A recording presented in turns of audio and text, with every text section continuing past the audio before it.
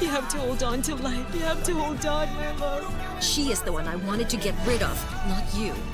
My sister will still suffer a lot if you were to die. Why do you look like that? What happened to you? Did you fall? I don't understand. Someone tried to take something from me, but they won't succeed even with all the punches in the world. Please, come on, madam. Yes, you can.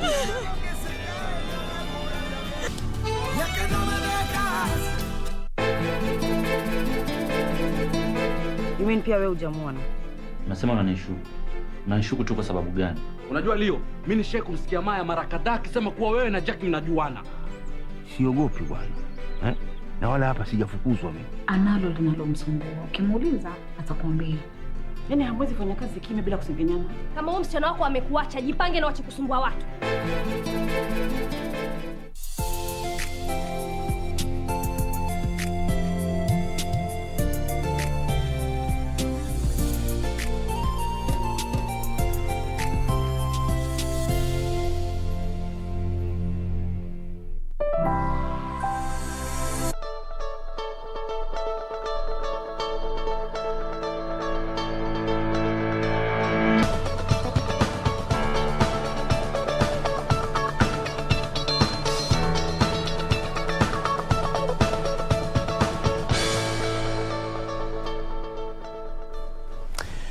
Good morning. It's 12th day of July 2022 with only 27 days to go to the polls. It seems like it's over.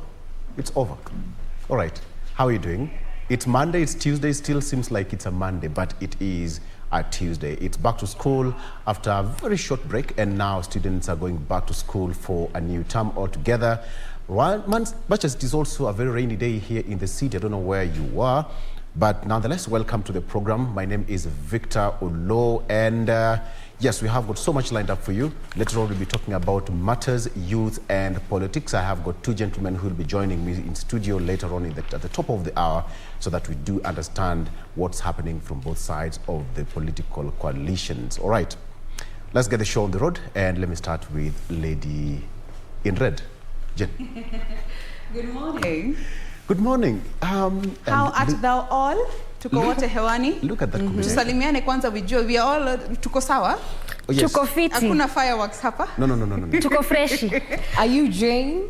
Yes, I am. Jane Mamboy Kibera. Yes. Easy peasy. She'll be, are you Regina? Then Regina says, niulize maswali ziko na uzito kidogo. Where? That is definitely something that we will be tackling, as it has been featured in all the dailies this morning. If you do not know what we're talking about, that is just a post recap, or rather post and recap mean the same thing. A recap of the gubernatorial debate that was happening yesterday, joint production of the media houses as well as the Communications Authority. We will be open to just hearing your views in regards to that debate yesterday, what your thoughts are, as we also look forward to the two that will be coming up in the next 2 weeks, where we'll be having the deputy presidential candidates and finally the presidential candidates. But for now, good morning and welcome to the program. I am Jane Homboy. Doreen. The question is, does this debate in any way influence Kenya's decisions, or their mind is already set? Remember that also yesterday as that was happening, you're talking about 2.4 million voters in Nairobi, with 26% not yet decided on whom they're going to vote for. So is this, or will it in any way influence their decision? Well, we'll wait to see what the polls will be looking like, particularly after that debate yesterday. Nonetheless, still we are here to keep you abreast with what is happening in Kenya and even beyond. As we say that just 2 weeks back, that the Med Department has said that ensure that you keep warm. It's going to be cold and obviously again raining. So we look at also how all of this is going to affect traffic flow. So far we know that along Thika Superhighway there's an accident that has occurred there. Areas of GSU as well as Githurai. We shall also be exploring that this morning on our traffic lake-up segment. In addition to that, we will continue that conversation on matters infertility on our health segment. I'm Doreen Arange Okello. Many thanks for making time. Ray. Indeed, being just 27 days to the August 9th polls, the question is current debates, as my colleague has just mentioned, are they in any way going to change your voting decision? Well, that is yet to be seen. And according to the latest TIFA reports, is that Professor Wajakoya would actually garner 880,000 votes if we were holding the elections today. This is according to a survey that was conducted between June 25th and June 30th. At the same time, according to the poll, UDA is the most popular political party at 33%, while ODM comes out at second at 26%, Jubilee 4%, and Roots Party has 3%. Clearly, Roots Party presidential candidate George Wajakoya is making inroads into that particular pie of 22.1 registered votes. Talking about that neck-to-neck race as it stands, is that the latest survey indicates that the leading candidates are gaining popularity in each other's strongholds, with Raila eating into Ruto's Mount Kenya base and the DP slicing Odinga's lead in Nyanza and Western. Survey also shows more undecided voters are finally settling for their preferred candidates. And we have a 42% for Raila Odinga and a 39% for William Ruto. We are 27 days away from the August polls, and the question is, who are you going to vote for? Are you among the decided or the undecided? Good morning once again. This is In the Headlines. I'm Regina Manyara. Victor. All right. So with that, I think Regina has just given us an idea of what we're talking about. But let's get straight to the newspapers here. And let me start with the Star. The Nation generally tackle that. On the front page of the Star newspaper, Raila, DP Ruto neck and neck as race tightens. Raila, DP Ruto neck and neck as race tightens. I'm told that we just have to hold on a bit and get straight to the news. Regina, again, back to you. Okay, just to remind you that we have further details in regard to stories that have been making headlines in the last 24 hours. You can also check out our website, that is www.kbc.co.ke. But if you're already joining us and we are streaming or even watching from the comfort of your home, from the television set, well, without further ado, let us speak matters politics, where the United Democratic Alliance presidential candidate William Ruto says he will focus on improving the economy of the country if he ascends to power on the 9th of August. He was speaking in a vote-hunting mission in Bungoma County, and Ruto has at the same time faulted a section of leaders trying to interfere with the operation of the independent institutions like IBC.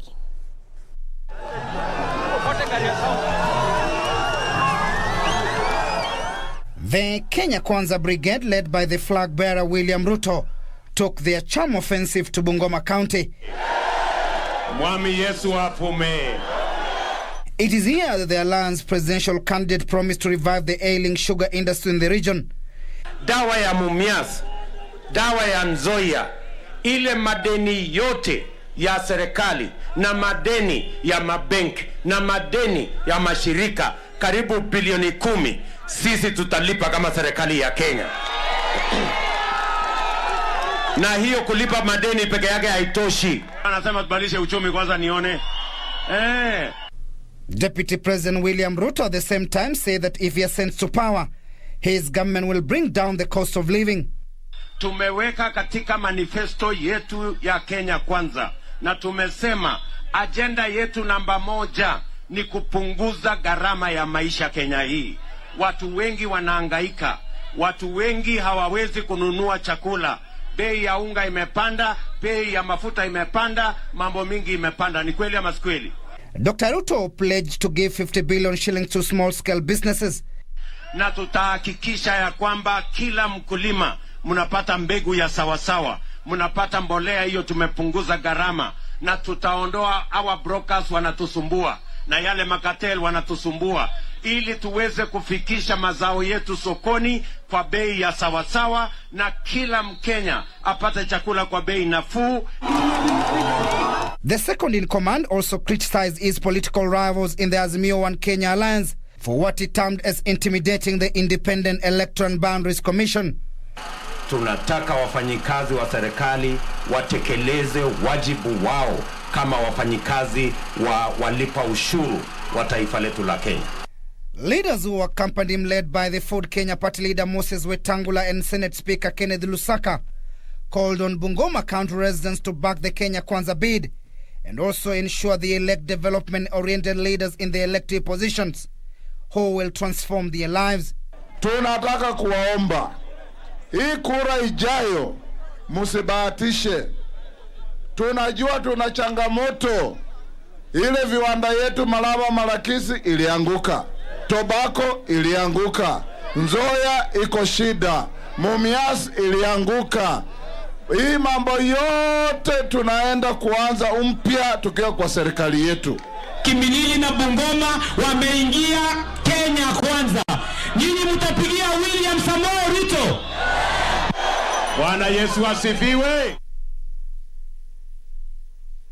Well, now, according to the polls, it indicates that Deputy William Ruto there is eating into Raila Odinga's, strongholds. That is Nyanza and Western, and that's according to the latest survey that was conducted between June 25th to the 30th. But also, it's happening on the other side of the divide when it comes to Azimio, where Azimio La Umoja One Kenya coalition party flag bearer Raila Odinga is promising to set up a leather industry in Narok County if elected as the next president of Kenya. Campaigning in Narok, Raila said his government will promote livestock keeping through enhanced markets for animal products.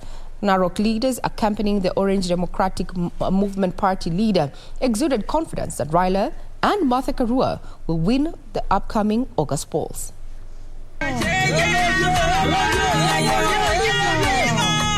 Azimio La Umoja One Kenya coalition flag bearer Raila Odinga returned to Narok County to popularize his presidential bid as well as campaign for Orange Democratic Movement candidates.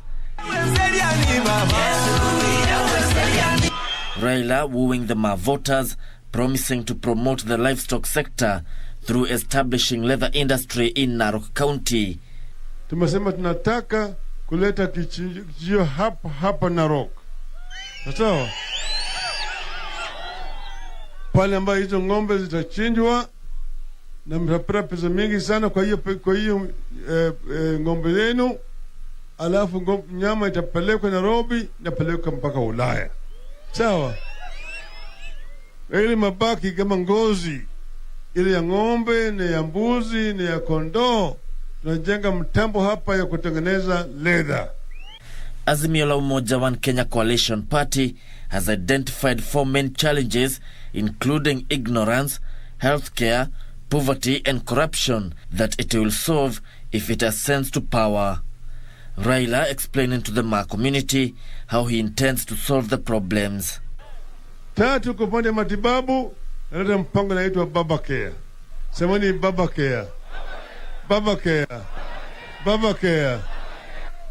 Alafu jamii maskini ambaye hawana chochote, hawana mapato yoyote, utapata msaada ya serikali kila mwezi shilingi 6,000. Ningine na branch pale napitia huko Lolgorian mpaka Kihancha mpaka Migori, sio? Mpaka Mihuru Bay. Sawa? Mimi nilichora hii barabara nikiwa waziri wa barabara na ujenzi. Sawa? Sasa mimi nitaweka itakuwa nywe. Wiper Party leader Kalonzo Musyoka described Azimio's candidate as the most suitable. Eneo hili limewachwa nyuma na kamwe haikubaliki. Kuna usawa chini ya katiba. Ma leaders accompanying Raila expressed optimism the Azimio La Umoja One Kenya coalition party will form the next government. Baba, asante sana, hawa wamesimama na wewe, na nakuhakikishia kama gavana wako wa Narok kwamba wakati huu unapata kura kutoka Transmara, utapata kura kutoka Narok West, Narok North, kila mahali ya Wamasai mpaka itokee Marsabit. Kwa hivyo tunakuambia, hata wale wa Tanzania wanasema kama angepata nafasi ya kupigia kura, Ma community inasema ni wewe tu.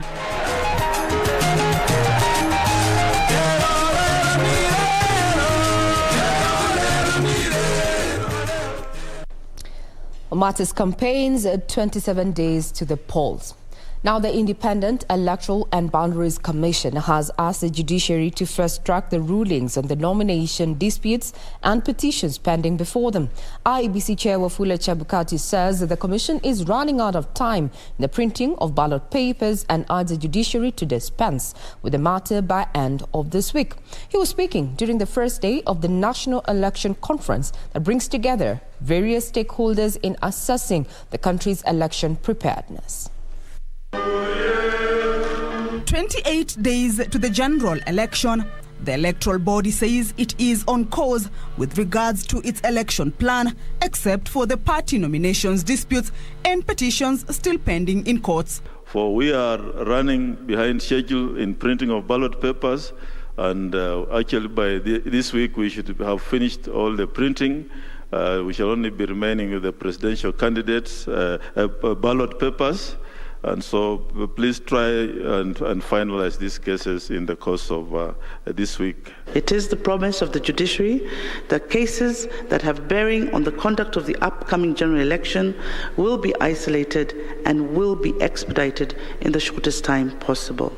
A total of 132,190,610 ballot papers, equivalent to the number of registered voters, will be printed. The commission recruited 300,000 temporary poll officials who will be trained, but permanent staff such as returning officer have already been deployed to the 47 counties and 290 constituencies. The commission also says the voter register is out for scrutiny by political parties. And those who have been asking for the voters register is now available. You'll pay a nominal fee and you'll get the voters register through our CEO. Presidential candidates who attended the conference pledged to mobilize their supporters to a peaceful election period. Our intention has never been to undermine the IEBC or to constructive criticism into the interest, or it has been to constructively criticize the process to improve the process for the benefit of the nation.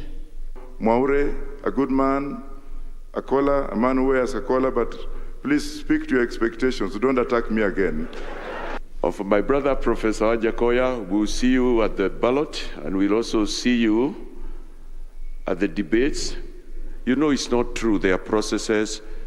Growing of bang is illegal. You are a lawyer like me. Let's be leaders of processes. Kenya Kwanza camp reiterating its push for the IEBC to use electronic voter identification. That same method that you use for registration must be the same method that you use for identification of voters during the voting process in the upcoming general election. Stakeholders present, including the international community that has already deployed election observers to the country, pledged its support throughout the election period. The world is watching the example that Kenya, we know, will set. We want to see free, fair, credible and peaceful elections. We want to see a contest and debate of ideas and issues in a tone of friendship. I believe this morning's signing of the Election Peace Pledge is perhaps the most critical moment in the electoral process so far. It epitomizes what we all are striving for. The conference continues Tuesday. And as the electoral body continues to assess the general election preparedness, stakeholders say preaching peace during the remaining period of campaign remains paramount. Kamche Menza at KICC, Nairobi. IEBC charged with conducting free, fair elections with just 27 days to go. Now, the Postal Corporation of Kenya workers have vowed to go on strike this week Friday if they are not paid their outstanding 3-month salaries. Central Organization of Trade Unions Deputy Secretary General Benson Okwaro has faulted the management for neglecting the plight of workers. This even as he called on the president to dissolve the board of directors and appoint a new chief executive officer at the corporation. Solidarity forever, for the union makes us strong.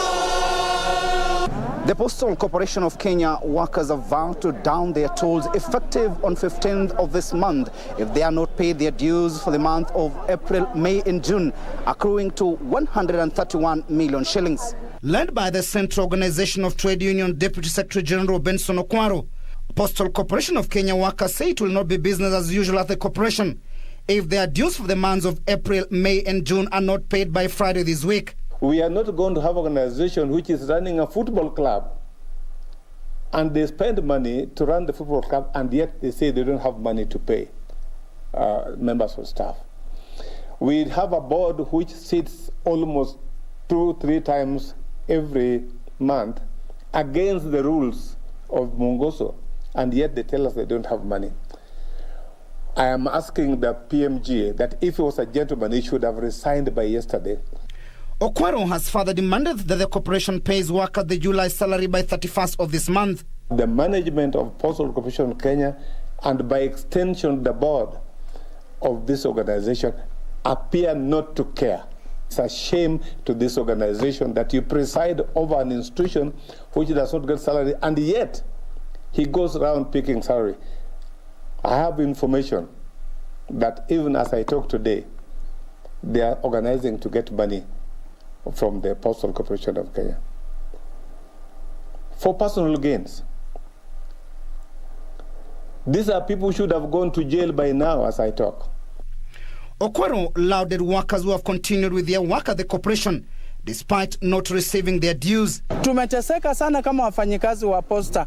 Ukienda hata katika banks uwezi kupewa loan. Ukienda kwa SACCOS uwezi kupewa loan. Majina wafanyikazi wa posta iko katika CRB. It is time that the management styles up and the CEO of this corporation, if he is inept and is unable to really manage the organization, it is high time that he quits so that he can give an opportunity to someone who is pro-business and will also be human-minded. As much as we know, Postal Corporation of Kenya being a courier service was not affected by the COVID because communications sector, the courier sector had a lot of business. But because of poor management and less of guidance by the board of directors, they were not even able to do the business. As you can recall, the Matatu people were in a position to do even more business than Postal Corporation of Kenya. Solidarity forever. Solidarity forever. Now back to the events of yesterday morning, where we all here at KBC studio offices on Harry Thukur were in a sort of, shock and such, as property of unknown value was destroyed when the fire gutted the Kenya Broadcasting Corporation staff canteen. No casualties were reported. Broadcast operations were not affected by the incident, and the fire that started around 5 a.m. was put out by a combined effort from the firefighters from the General Service Unit and the G4S company. This is what was left of the staff canteen at Kenya Broadcasting Corporation after a dawn inferno. According to the management of the canteen, the fire is reported to have started in the kitchen and quickly spread to the restaurant. It was around 5:30 in the morning when one of my staff called me when I was at home, informing me about this incident, whereby the smoke and fumes were coming from the switchboard, and the staff tried to contain the incidents, but unfortunately when the situation escalated, he decided to call other colleagues, whereby they managed to evacuate from the premises. Quick response by firefighters from the GSU and G4S stopped its spread to adjacent buildings. Nimesikia moto umeanzishwa na hitilafu ya stima. Imeenda dim kidogo, ndio wakati imerudi kukakuwa na mlipuko kidogo, halafu moto ikatokea. There were equipment there inside, appliances, kitchen equipment, there were many, but we can be able to project an estimate of around 2 million. The inferno left the canteen staff a dejected lot. Kibinafsi limeniadhiri kwa sababu kwa leo sitakuwa kazi na mpaka nyumba imalize kufanyiwa ifanyiwa renovation, bado nafikiri hatutaweza kukua kwa kazi. It's a big shock kuamka hivi ulikuwa unaenda kazi unasikia hakuna job na unajua venye economy iko. So kwa sisi ni pigo kubwa. The management of KBC says investigations are underway to find the exact cause of the fire, as it assured audience of normal activities at the national broadcaster. The fire has been fully contained, and now our experts are investigating the cause of the fire. KBC was not burned down, it wasn't under attack. It was just a fire that started in the kitchen, at the canteen, and therefore we are investigating to establish what actually caused that fire. These are the remains of KBC restaurant, and the cause of the fire has not yet been confirmed. The investigations are still underway to find out what really caused the fire. And to our audience, there is no need to panic since our normal programming are still underway. Jelis Aladi for KBC Channel 1. Thank you, everyone who called, texted, or even tweeted asking about, the safety of our employees here. I want to say that no one was hurt and investigations into the cause of the fire are still underway. Thank you very much for your concern. Now, tackling corruption, a proper garbage disposal, making Nairobi City more business-friendly, and digitization of revenue collection are some of the key pledges the gubernatorial candidates were promising if elected into office. Now, speaking during the national gubernatorial debate at the Catholic University, the candidates, led by Kenya Kwanza candidate Johnson Sakaja, said he will use his experience in public service to better the city, defending his record as senator, noting that under his watch, the city allocation was increased by 3.3 billion shillings. Azimio la Umoja candidate Polycarp Igade, on the other hand, said he will deal with cartels in the city by ensuring the procurement threshold is met by all companies that do business with the county. Four other candidates also outlined their agenda for the first 100 days in office, trying to woo the over 2.4 million voters registered right here in Nairobi County. We must digitize service provision, that all the 130-something revenue streams must be allowed to be paid digitally wherever you are. What we're going to do is this in Nairobi. We'll change the governance structure. We're going to have 5 boroughs in this city. Then you reduce the capacity of that corruption. And what we are going to do is to make sure that we digitalize the collection of all that revenue so that the leakage, we seal the leakage. Technology is one of the best things to overcome loss of revenue. And we are going to use technology in the public revenue management system.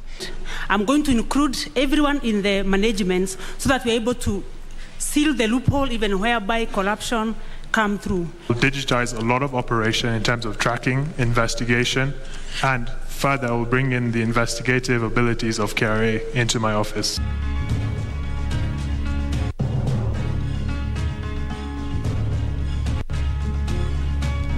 Well, be sure to get a recap of what was happening yesterday in the gubernatorial debate on our website, that is www.kbc.co.ke, and further on, our very own Sefina Chiang was one of the moderators of that particular debate. Now, off to matters climate change, where the Independent Electoral and Boundaries Commission has asked the judiciary to fast-track the rulings on the nomination disputes and petitions pending before the IEBC. Chebukati says the commission is running out of time in printing the ballot papers and asked the judiciary to dispense off with the pending cases this week.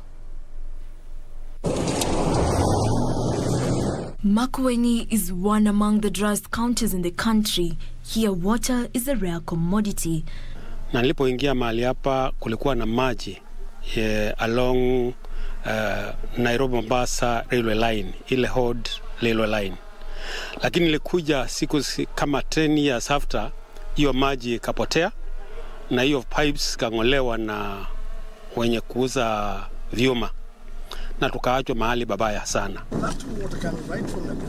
But the residents have found a way to adapt to climate change.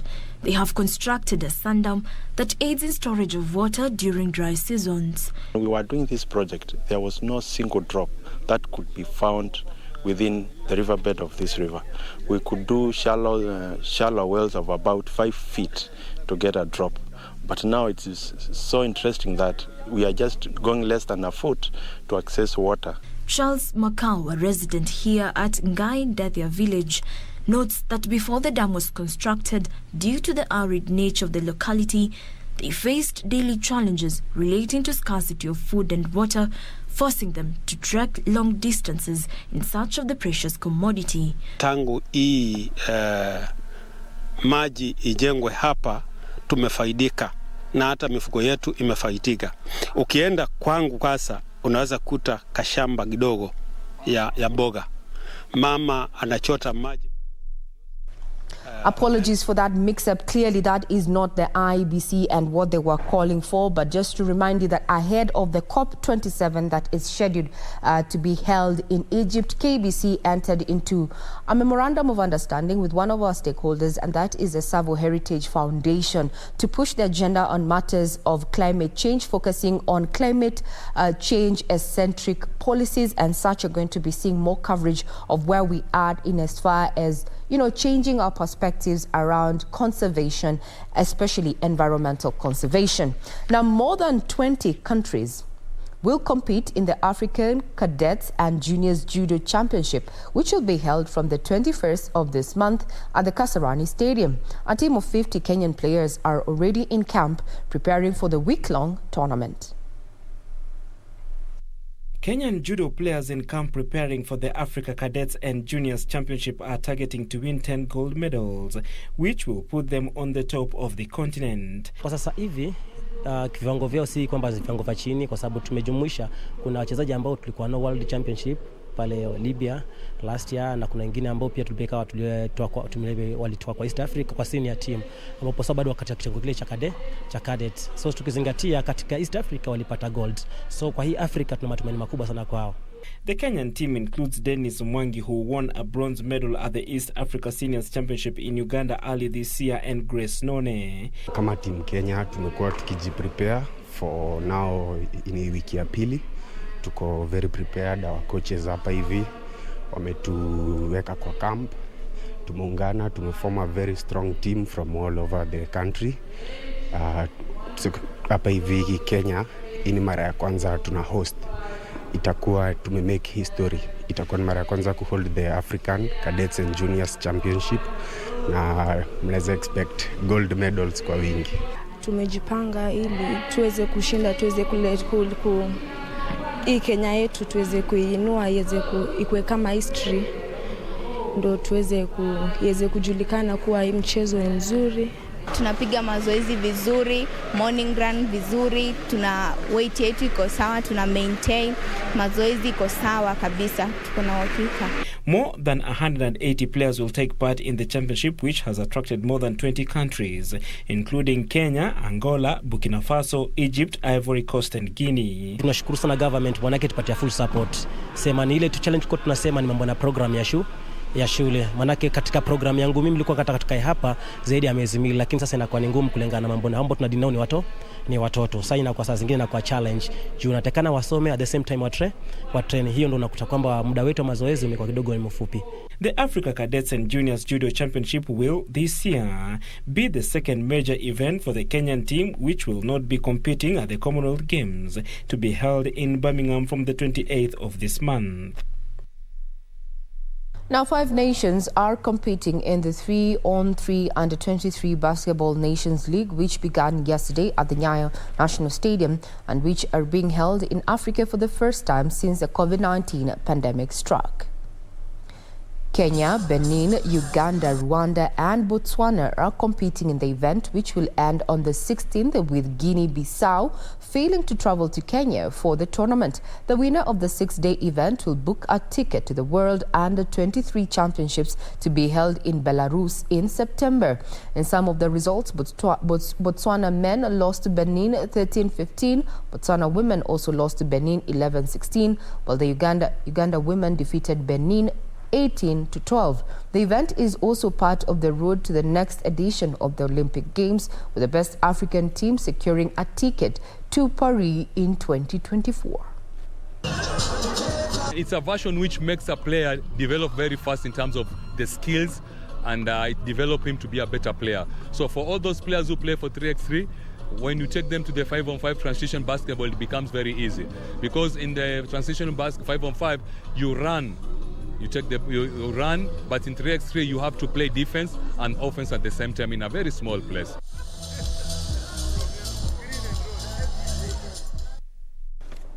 Well, that puts a cap on matters in the headlines. Remember, for further details, check out our website. For now, we take a quick breather. We'll be back with the dailies.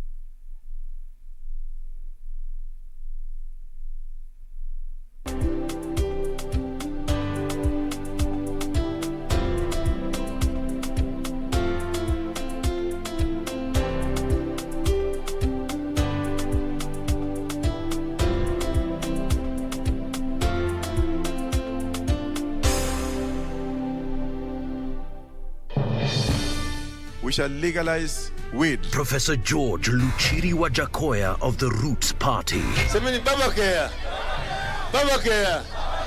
Raila Amolo Odinga of the Azimio la Umoja One Kenya Party. Unajua mimi sina pesa ya serikali ama ya kashfa. David Mwaure Wahiga of the Agano Party. And hakuna kura ya hasla mtaiba. William Samoei Ruto of the Kenya Kwanza Alliance.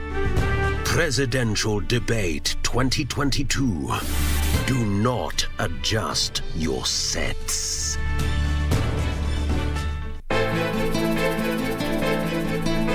You mean pia wewe hujamuona? Unasema unanishuku. Unanishuku tu kwa sababu gani? Unajua Leo, mimi nishaye kumsikia Maya mara kadhaa akisema kuwa wewe na Jack mnajuana. Siogopi bwana. Na wala hapa sijafukuzwa mimi. Analo linalomsumbua. Ukimuuliza atakwambia. Yaani hamwezi fanya kazi kimya bila kusengenyana. Kama huyo msichana wako amekuacha, jipange na wache kusumbua watu.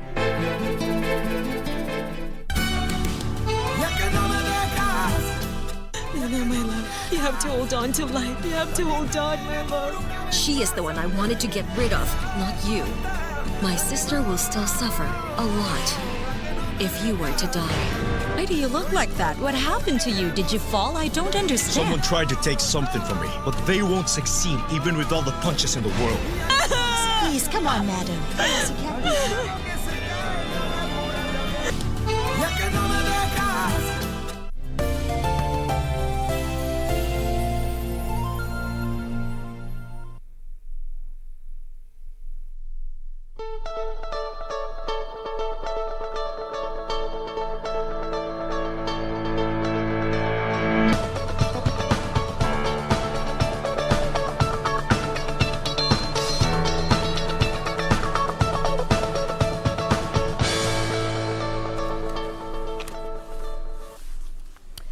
Welcome back. We now start to have a quick look at what the papers have for us this morning. We are still using the hashtag Good Morning Kenya on Twitter. Our official station handle is at KBC Channel 1.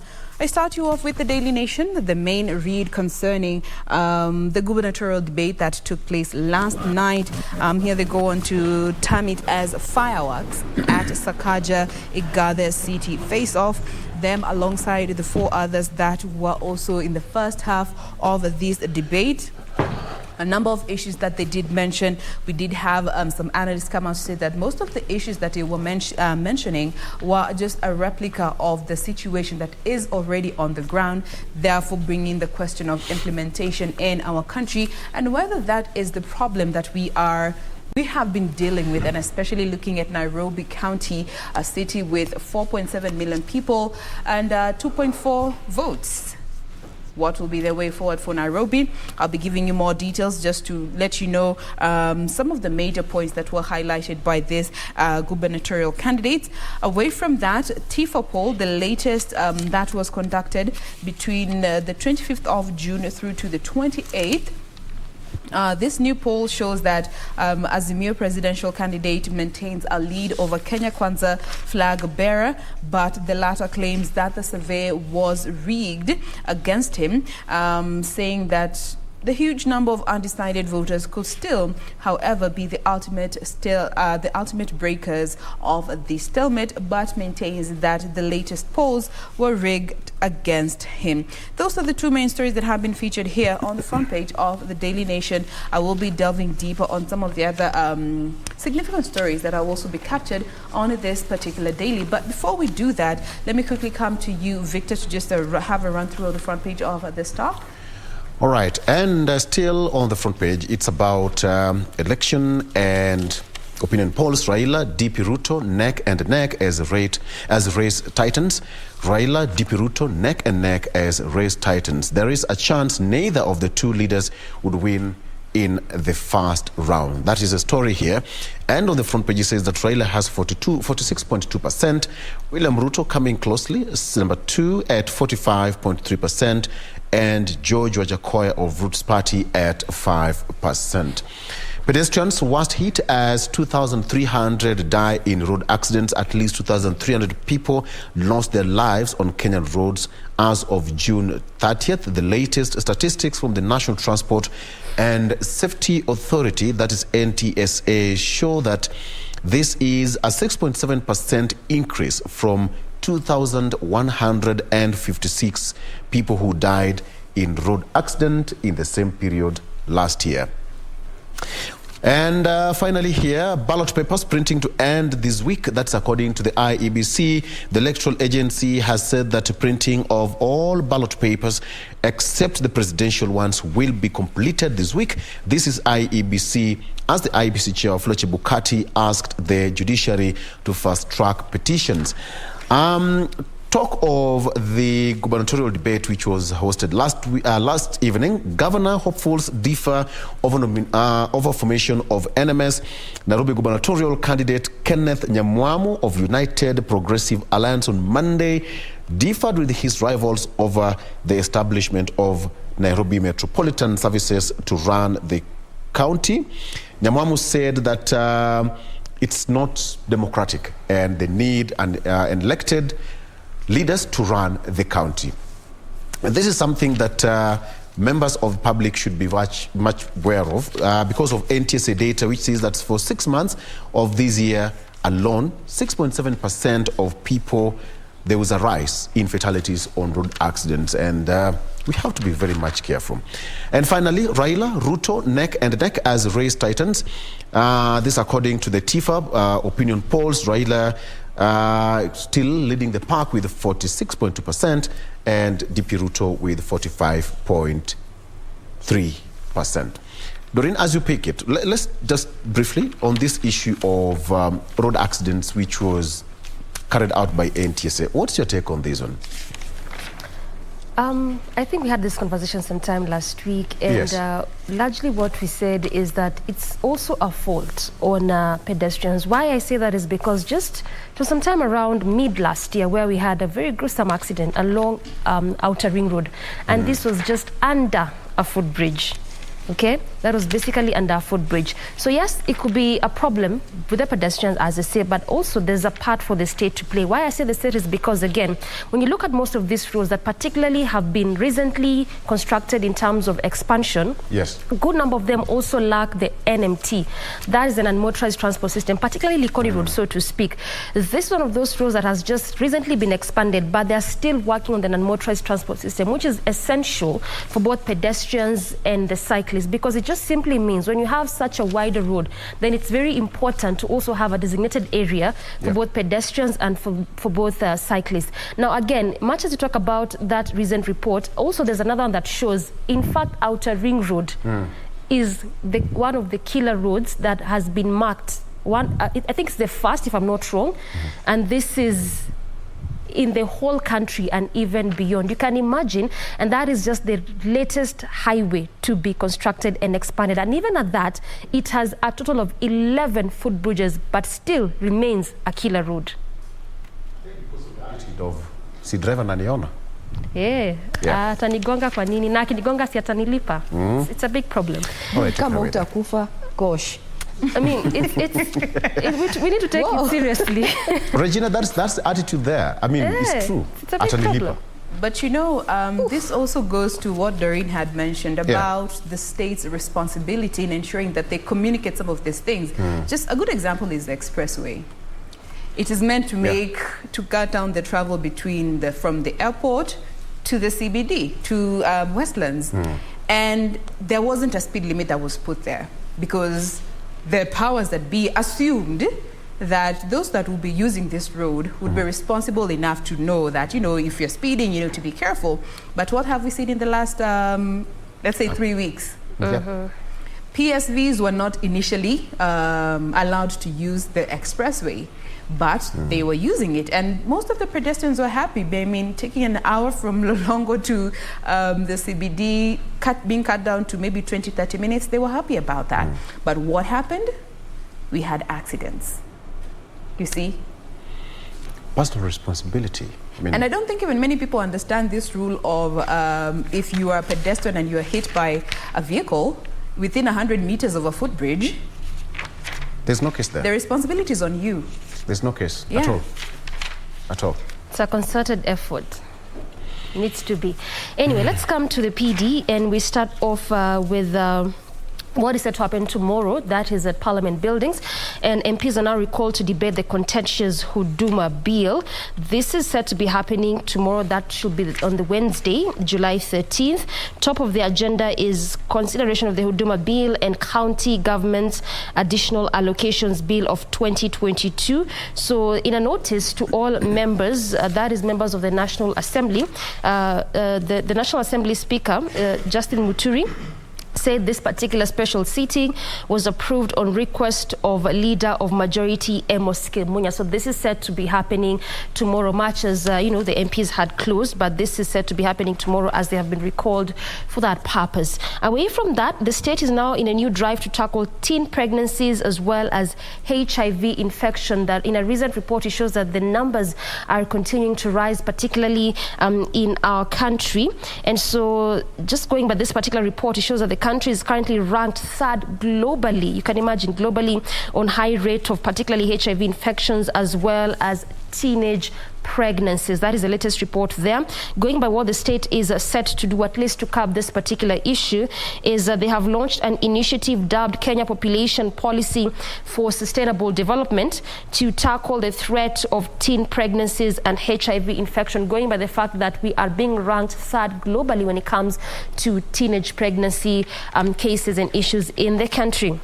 Now, Ruto Raila trade barbs over register. Again, still the ongoing turf between use of digital and manual register. And more that IEBC so far has continued to insist that the primary mode of identification will still be the digital way, much as we have the Azimio faction really requesting, so to speak, and just saying that it is important to equally have the manual register just as a backup. But IEBC has well extensively explained why the digital register will be their primary form of identification, and if that fails in any case, then the alphanumeric form is all they will resort to, simply meaning that you just present a copy of your ID and they'll use that in terms of your identification. So in essence, if everything fails altogether, at that point is where they might just use the manual register.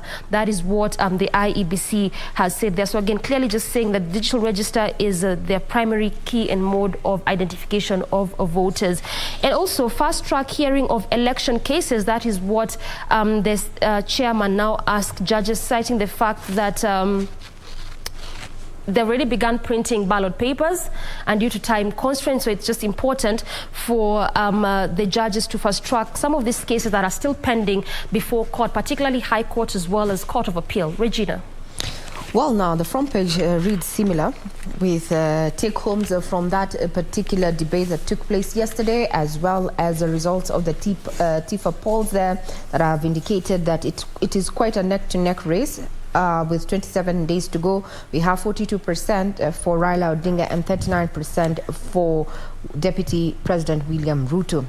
So just to take you through, or rather skim through, in as far as this particular paper is concerned, we already have elected leaders. Who am I talking about? I'm talking about IEBC gazetting the election of Beatrice Kimei as woman rep. Now, the former high school teacher has been duly elected under UDA because that position is totally uncontested.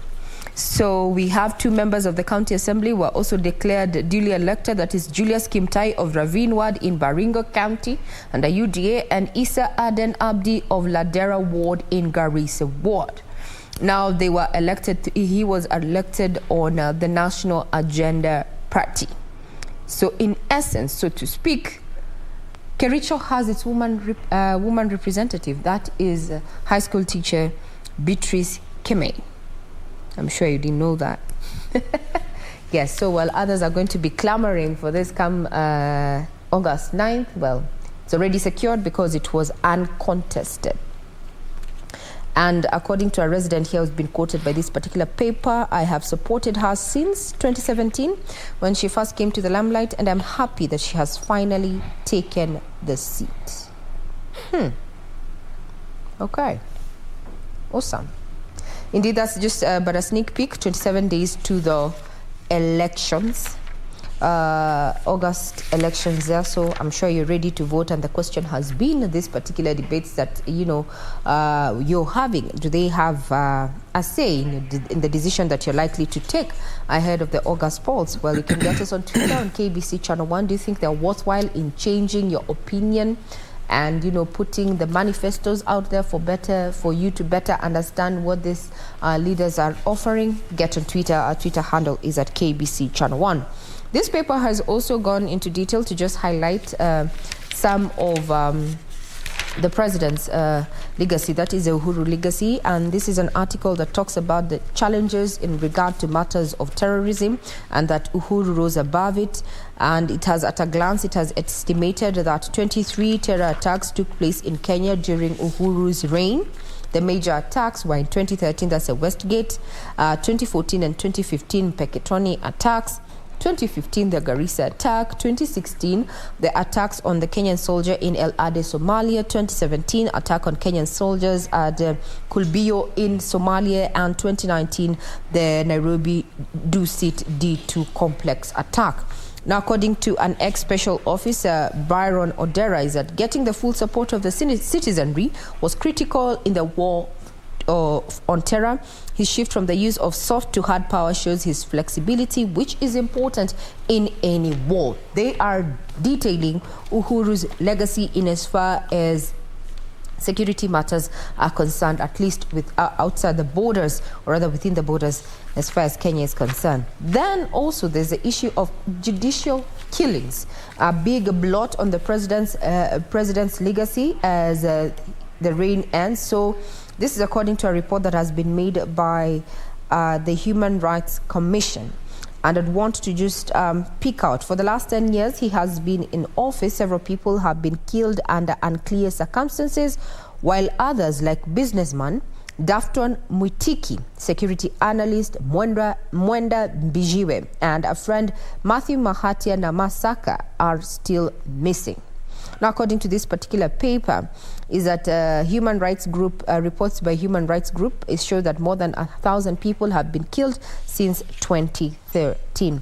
A blot in Uhuru's legacy. What is your take? We are open to your feedback. You can get us on Twitter at KBC Channel 1.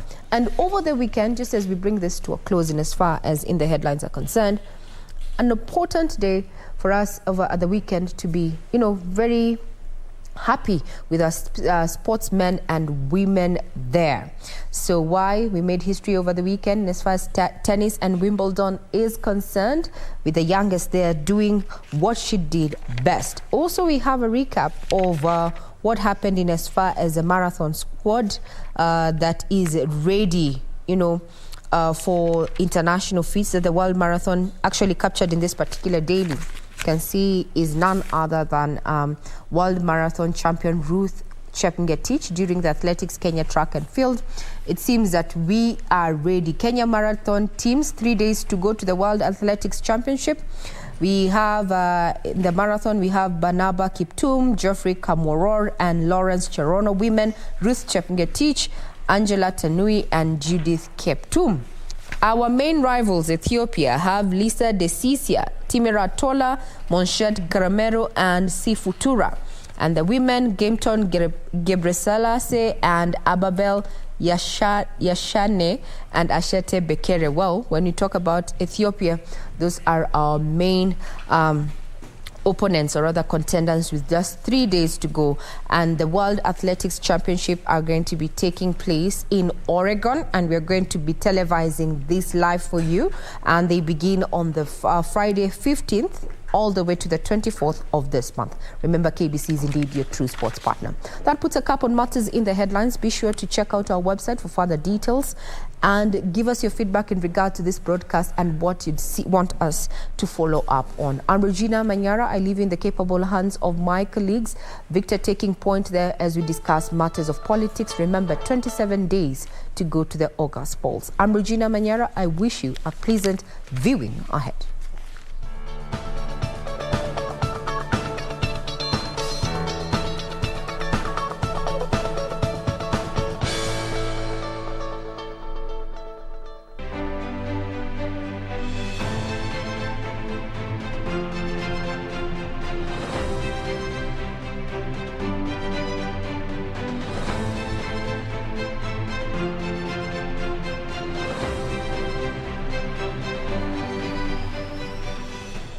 Born on January 1st, 1937, Godfrey Gitahi Kariuki, popularly known as Gigi Kariuki, rose to prominence in the 1960s thanks to his role in helping the landless to settle in Laikipia that previously belonged to the white settlers. Gigi Kariuki was elected to the National Assembly in May 1963 to represent Laikipia West constituency, a seat he held until 1983. 7 years after getting into elective politics, President Jomo Kenyatta appointed Kariuki an assistant minister in the Ministry of Lands, Settlement and Physical Planning in October 1970. He was 33 years old. During the 1974 general election, Gigi Kariuki was opposed by the Gikuyu Embu and Meru Association, that is Gema Laikipia District Chairman F.K. Mbudhia. At the time, Kariuki had been identified as a supporter of the then Vice President Daniel Arap Moi, which did not sit well with some in the Gema community who were not for the idea of Moi automatically ascending to the presidency. When founding President Mzee Jomo Kenyatta died in 1978, Gigi Kariuki played a crucial role in the KANU elections that were necessary to confirm the transfer of power to Jomo's successor, President Moi. Following the 1979 general election, where Kariuki retained his Laikipia West parliamentary seat, President Moi appointed him Minister of State in the Office of the President in charge of national security and provincial administration. Quote-unquote, I soon realized that my authority was theoretical and far from reality, end of quote, Kariuki would later write, as soon as he found out that he ended up with a role that was overwhelming in scope and responsibility. On numerous occasions as Minister in charge of security, he was not privy to decisions touching on his docket, only learning about the same in the press. In May 1982, he was transferred to the Ministry of Land, Settlement and Physical Planning, a familiar environment for him as he had earlier on in his career worked in that docket as an assistant minister. In 1983, a commission of inquiry was formed to look into allegations that the then Attorney General Charles Njonjo planned to overthrow President Moi's government in August 1982. Those deemed associates of Njonjo or because of their tribal affiliations had to be expelled from the echelons of power. Gigi Kariuki matched the profile. He was eventually expelled from KANU on 14 September 1984. After being left out in the cold for close to 9 years, President Moi would have a change of heart in regards to his former friend, nominating Gigi Kariuki to Parliament in 1993, a capacity that he would serve in until 1997. The reignited friendship came bearing gifts for Kariuki, as he was appointed chairman of the Betting Control and Licensing Board from 1993 until the year 2000. Gigi Kariuki was re-elected MP for Laikipia West in 2002, after which he was elected Senator for Laikipia County in the 2013 general election.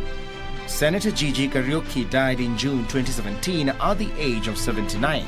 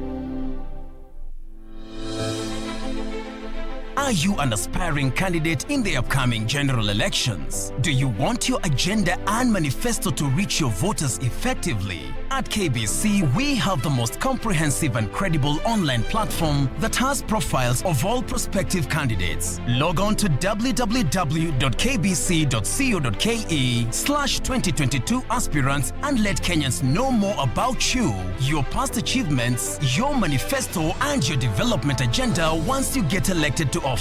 What's more, the website is easy to navigate. We will create your profile, post pictures and short videos with your campaign messages at affordable hosting fees. Log on to www.kbc.co.ke/2022 aspirants today and establish your brand authority as we lead towards the forthcoming general elections.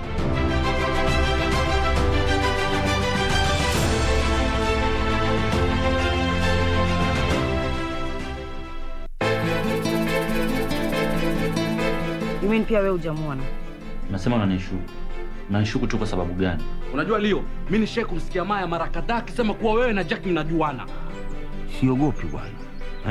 Na wala hapa sijafukuzwa mimi. Analo linalomsumbua. Ukimuuliza atakwambia. Yaani hamwezi fanya kazi kimya bila kusengenyana. Kama huyo msichana wako amekuacha, jipange na wache kusumbua watu.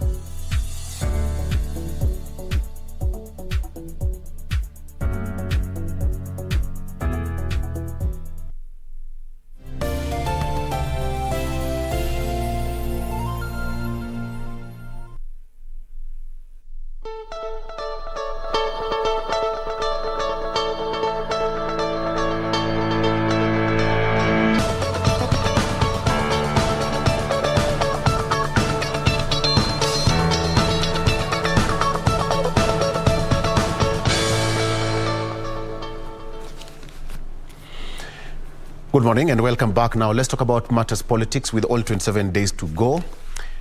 I want us to talk about matters youth, and I have got two youthful leaders in studio. One of them is Mercy Mutana, who is UDA Youth Congress. There you have her. She is going to be telling us more to do with youth as far as UDA is concerned. And Juma Muricho, ODM youth leader affiliated to the Azimio la Umoja One Kenya Alliance, that side of coalition. Lady and gentlemen, thank you so much for joining us. Thank you for having us. You said that inside the studio is a bit warmer compared to our outside environment. It's so cold in Nairobi, right? So cold. Yes. But I hope you're going to make it hotter with the debate. But let me start with you, Juma. The first debate was aired yesterday. I don't know what's your take in 1 minute.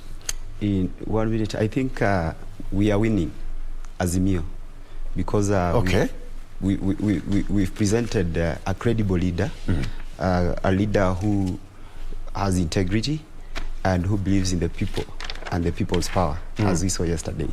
I think Igathe is taking it early in the morning. And for Sakaja, maybe we will still need to know if his name is actually Sakaja. Yeah. Okay, and do you consider them youth, so to speak? They are youthful and energetic. Right. And I think they have the interests of youth at heart because, and I'm speaking about Igathe, because you see Nairobi is mostly populated by young people because wazee wako nyumbani. So I think whatever they're going to do in Nairobi is going to directly touch on youths. And the agenda of Igathe is to ensure that youths and Nairobi is habitable for everyone. Yeah. All right. Mercy? I think from yesterday's debate, it is clear that by 8:57, Azimio will not be winning in Nairobi. If it is about credibility, that is quite questionable because as it was defined yesterday well, that integrity comes with, actually credibility would mean you are dependable. And for us, it was well defined that integrity comes with responsibility. And someone who bailed on Nairobi within 6 months, I am not so sure his tenacity or capability or competence to deal with the struggles of this city. So, on a scale of 1 to 10? On a scale of 1 to 10, I think we scored at least 8. And the other side, I think I'd give 5 because they were so focused on us. And that's the same thing even with their entire Azimio campaigns. It's always about us, which goes to show that we are the benchmark. We are the people to beat, and we are not going to be beaten. I'm quite interested to understand the female candidates who also performed. What is your take? The female candidates vying. Right. I think it sets a good precedence because in the national space, we have seen once 1997, Miss Charity Ngilu did try to vie, then 2013, Honorable Martha Karua. So for this capital city, I think it's good to see that, you know, there are at least 3 and at least one notable lady who unfortunately did not clinch the respective party ticket. But yes, it does set a good precedence that women are taking all spaces. Yeah, we saw gubernatorial when we had 3 female governors, then it reduced to 2 when Her Excellency Joyce Laboso, the late, passed away. So I think that Nairobi, the capital, is also seeing female candidates, goes to show that women can vie anywhere, nationally, county government, MCA, all seats are possible, not just the women rep. Absolutely. And in Azimio, we don't just talk about women. Yes. We give them opportunities. And that's where we have in our manifesto, Azimio la Kina Mama, where we're trying to give women an opportunity directly. And that's why before we could land on a running mate, we had a panel to sit and really check their capabilities. And that's why we have Martha Karua representing women in Azimio as our deputy president. Okay, still on that, let me just start with you, Juba. What's the place of youth in Azimio la Umoja when you talk about youth and politics? With only 27 days to go, and a majority unasikia vijana oye, vijana, so it's about vijana. Yes. The first word every politician say is vijana oye. Yes. So what's the youth of vijana as far as this election is concerned? We need to understand that the future of this country is meant for the youths. Yes. And not just youths, even the coming generations. So every leader who wants to serve must at all time remember that the youths have to be taken care of. In Azimio, we have a whole wing in the presidential secretariat that is spearheading the campaign. It's led by the chairperson who sits in that presidential campaign committee, that is Solomon Kuria. among many other youths that have been appointed to be part and parcel of the presidential campaign. And that simply means that they are participating in the campaigns, and they'll also participate in the running of the affairs of the state. The president, through the Minister of ICT, has already appointed several youths, like Faith Nora Lukosi, who was recently appointed to the Youth Enterprise Fund. Yes. So we're giving youth spaces to participate in the campaigns. They'll also be given spaces in the coming government. Okay. And so youths have been taken care of in Azimio, unlike the other wing where they're being promised as we are participating. I don't think she'll speak for themselves. And Mercy, you've been accused. You've just been promising. But what's the position of youth and their point in UDA? Well, and Kenya Kwanza, so to speak. I think these are two critical groups because not just the youth, yes, but also the women. Both are special groups and very critical in campaigns. Majority of campaigns are either being led by youth groups or women groups. They are the most critical. Rarely will you have a lobby group of waze. You know, you just have leaders. It's so rare. But yes, that's but at the heart of campaigns right. is youth, and not just youth. The women play a critical role because women, they move houses, they move households, they determine a lot, you know. Even the youth, even in mobilizing youth, the women are able to and have a voice. So, and even economically, especially with the chama group. So, in the earlier statement on youth, before I get to on women, before I get to youth. So for us, we have decided that for both women and youth, they will be where it matters. Because on the Azimio side, if you look at the majority of those youths in that presidential team, a good number were vying. And there are those I know, they were the only candidate we knew of that party. But somehow upon consensus, they were told the ticket is not yours, stay aside. What is most critical? What makes the biggest decision? We saw what happened with nominated women. A good case, Honorable Millicent Omanga, that nominated youths or women can somehow be at the mercy of the party, but when you are elected, you are more empowered, you are more independent, and we saw that with the likes of Honorable Sakaja, Honorable Mutula Kilonzo, when it came to their stand on the revenue sharing bill.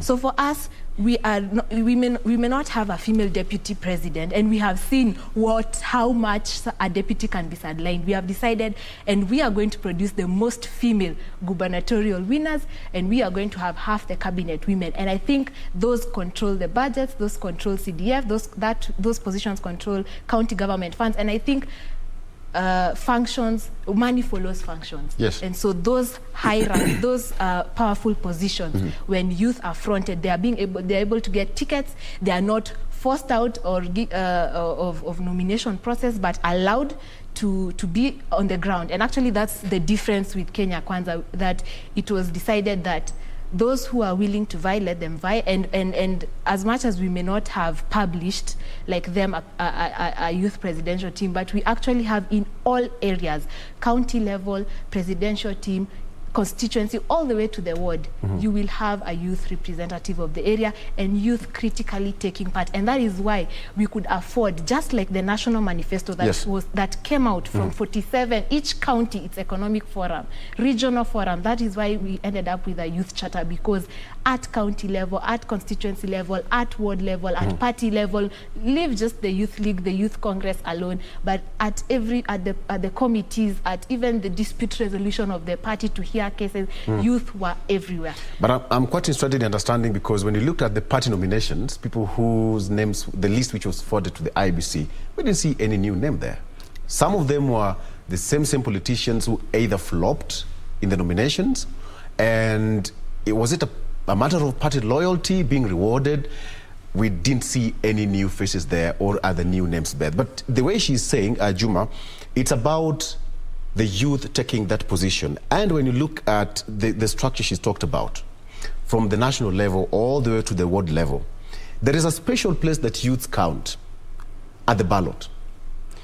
You see, as I said earlier on, with them they're dealing with the promises. Yes. And whatever she's saying is unverifiable. I don't know why they wouldn't want to publish that they have a youth congress participating in the campaigns. as we did publish, and it's not just at the national level, it's all over, even up to the grassroots level. Youths have been given space to fully participate in these campaigns. And you know, we hold our future in our own hands. We have to decide whom to elect as youths. And we have to elect proper leaders who are going to represent our interests. That is happening, and that's what we are doing as a youth wing, to really get out youths to come and vote. That is where it starts. And again, the spaces about, she talked about youths being forced out of the races. I think at the national level, the faces I see, none of them was running. Maybe Alex Matere was running at some point, but he wasn't forced out. It was his own deliberate intention. It's not a must that we have to all be elected as youths to be able to advocate for our interests. We can actually advocate for our interests in other spaces that will be given by the government. But where does it matter? And as you can see, he's a member of our board where we're sitting today, and he's able to advance the interest of the youths where he sits. So youths have to come out and vote. That's where it starts. And vote for good leaders. It doesn't mean that you must vote for a youth.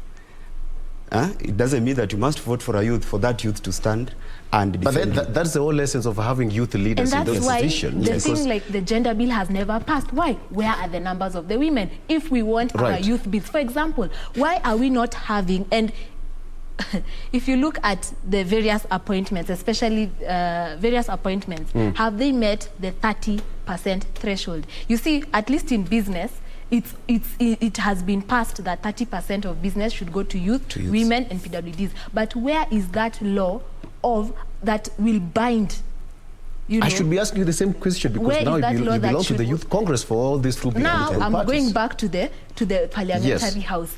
Because the youth don't have the numbers. What is the percent of youth in the parliament? It is not yet at 30%. It is somewhere around 19 to 21. So it's way below. So you will not be able to have the numbers. Just like the political, we saw the issue of numbers in the political parties. Numbers matter in the house. And because the youths, male and female, even when we put them all together, KYPA tries to even make it under 40 instead of under 35. When we put them all together, they still don't make 30% of the house. And that is why to be able to pass a legislation that is that strong and you know, punitive or binding, that no matter which side wins, no matter who is in office, whichever the governor, whichever the cooperative, the parastate or etc., that 30% of the position, not just 1-2 notables, you know, but a whole of every opportunity, 30% is to youth. It has not yet passed because youth don't yet have the numbers. That's the question, just because like the way Juma said, you know what, elected position is a competitive position.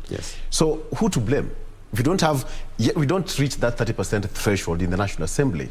So who do we blame? And it's the youth, and that's why we've taken it upon ourselves as youths to participate in these campaigns itself, so that we ensure that those youths who've been given the tickets to run within Azimio are going to win. And there are so many, both at county levels and even at the National Assembly level.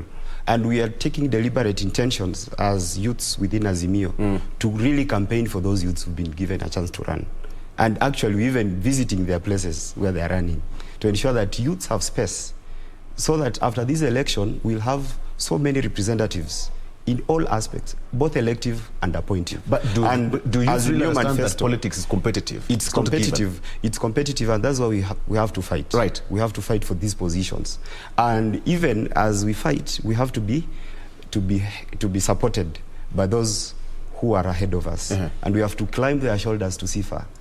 So we working with those who are older, and so that they help us achieve these positions. And you see, for women empowerment, for women positions, we've given Mother Karua a chance to be the deputy president of Azimio. As a deputy president, she will now be able to help more other women who are running for also elective positions. But even at the appointive level, she will stand and defend their interests as a woman. All right. Yeah. Mercy? I think youth, the latest report by IBC goes to show that a lot more needs to be done. The taking up of space is still needed, because at the end of the day, politics is about interest. And yes, we may have the numbers in terms of population, that adult population, we are more than the old, But when it comes to the voter register, we are less. Do you think youths are getting a good deal politically? I think it depends with which faction you chose. I think youth, as at where the laws are, the most guaranteed space for youth is where there is most space. Because when you look at the parliament, it is only the seats for youth are only 3. 1 in the National Assembly and then 2 in the Senate. Those are just 3 out of a house that is more than around 400 parliamentarians. You know, those are just 3 guaranteed. So the best guarantee is to ensure that you're able to give them tickets and capacity to vie for whatever position, whether it's gubernatorial, whether it is senator, whether it is MCA. And I think on our end we have done quite well that we're able to, even a whole county, actually there's one particular county whereby the governor, the senator, the woman rep are all youth. So as youth, if youth do come out. Which county is that? Nanandi. So the woman rep is 27, the governor is I think 34, and the senator I think is around 29. So if youths come out and have to support, even when you look at someone at 24 years who had nothing, you know, we always talk about challenges of youth, money, etc. But really at the end of the day, it's about put your vote. What matters is your vote. And as far as IBC register is concerned, we only have a 38% share. Yeah. Which is low to swing. Juma, when you walk out there, you meet these people, different fora, you have, you know, barazas and what have you. Do you really think they're getting a good deal, politically speaking? Because the two of you, probably because you are in a position of, yes, we can talk to our bosses. But what about those other youth who you are persuading each and every day to vote for your various candidates? But do you think they're getting a good deal? I belong to a coalition that is led by Baba and Mama. And where there is Baba and Mama, youths are safe. And I really want youths to rally behind this coalition so that it wins, because they have a lot in store for the youths of this country. That sounds promising. If you leave the two out, but we just focus on the youth, do you think they're getting exactly a the good point? deal? Exactly the point I'm coming to. Yes. You know, with the education, education is an equalizer. It levels up. And if I look at Azimio Manifesto and what it plans to do in terms of education, youths are going to be empowered. The TVETs, you see, education is going to be free right from elementary to university. And so youths are going to get education. That means they're going to get job opportunities. If you look at Azimio Manifesto, what it's planning to do in manufacturing, industrialization, youths are going to get jobs. And that's what makes them safe. If we create jobs for the youths, we empower them with education. And then health-wise, Baba Care. Health is available for everyone. Then youths are safe. And then still, we're putting youths in spaces so that they determine what is best for the youths. Youths are safe under Baba and Mama. Youths are safe under Baba and Mama. I don't know what about you, Youths cannot Marcia? be safe if this is a coalition that hoards apparently our benefits. And I will say they are hoarding our benefits because as far as I'm concerned, the 2 co-chairs of BBI and Handshake are in power. The president and default opposition leader are now working together, and they are, you know, in the same manner they were pushing for BBI. He talks that we are of promises. You are the ones of promises, because apparently there was the promise of 4 cabinet positions, but that was only on talk, on microphone. When you read the BBI document, you don't see that. At least for us, we have a youth charter that has been signed. We have a women's charter that has been signed, that has explicitly focused, aside from the manifesto, but explicitly focused how these groups, and even PWDs, what each of these groups, how they will be dealt with, and how to improve their political participation, and also look out for their interests that seem to have been ignored because, again, the numbers are not with them. So, about promises, I say they are holding our benefits, because when you talk about free education, this is the same government. Just recently, higher education, fees has doubled. University of Nairobi, fees has doubled. So in a state where university fees have doubled, high schools, here is the CS of Education, Honorable Magoha, saying, pleading with head teachers that do not dare increase fees. So we are at a place of increased fees. if they are promises, and I call them pretty promises because they are just a dream, because how do they say, when I come into power, why have they not done anything now? Why would a CS be telling head teachers, reduce? He should be giving us announcement that, you know what, we have X capitation, we're increasing capitation. We have been waiting. Comrades have been waiting to hear increased capitation. Comrades protested, fees must fall. I think you remember once, twice, we had very big demos, but nothing happened. The fees still doubled. And in fact, there is even right now case so that it does not become triple what it was. So we are moving at a place where the cost of living, the cost of education, the cost of everything is doubling and tripling. So I really wonder, and this is the same area we found ourselves with Jubilee Party when they came in, you know, big projects, you know, capital intensive, money intensive, you know. There are great promises indeed, great dreams, but we have to be realistic. And that is why in our manifesto, we talked about prioritization. We talked about dealing with economic recovery first. Because unless they want to tell us they're going to sink us into debt like Sri Lanka. And these are the same people who are telling us that our debt is apparently sustainable and we should find comfort in Japan. Yet Japan borrows in their currency. We borrow in dollars. You're getting a fair share of the blame. You want you see, like Sri Lanka? You see, I'm here to represent what she has called an opposition leader. And she's representing a deputy president.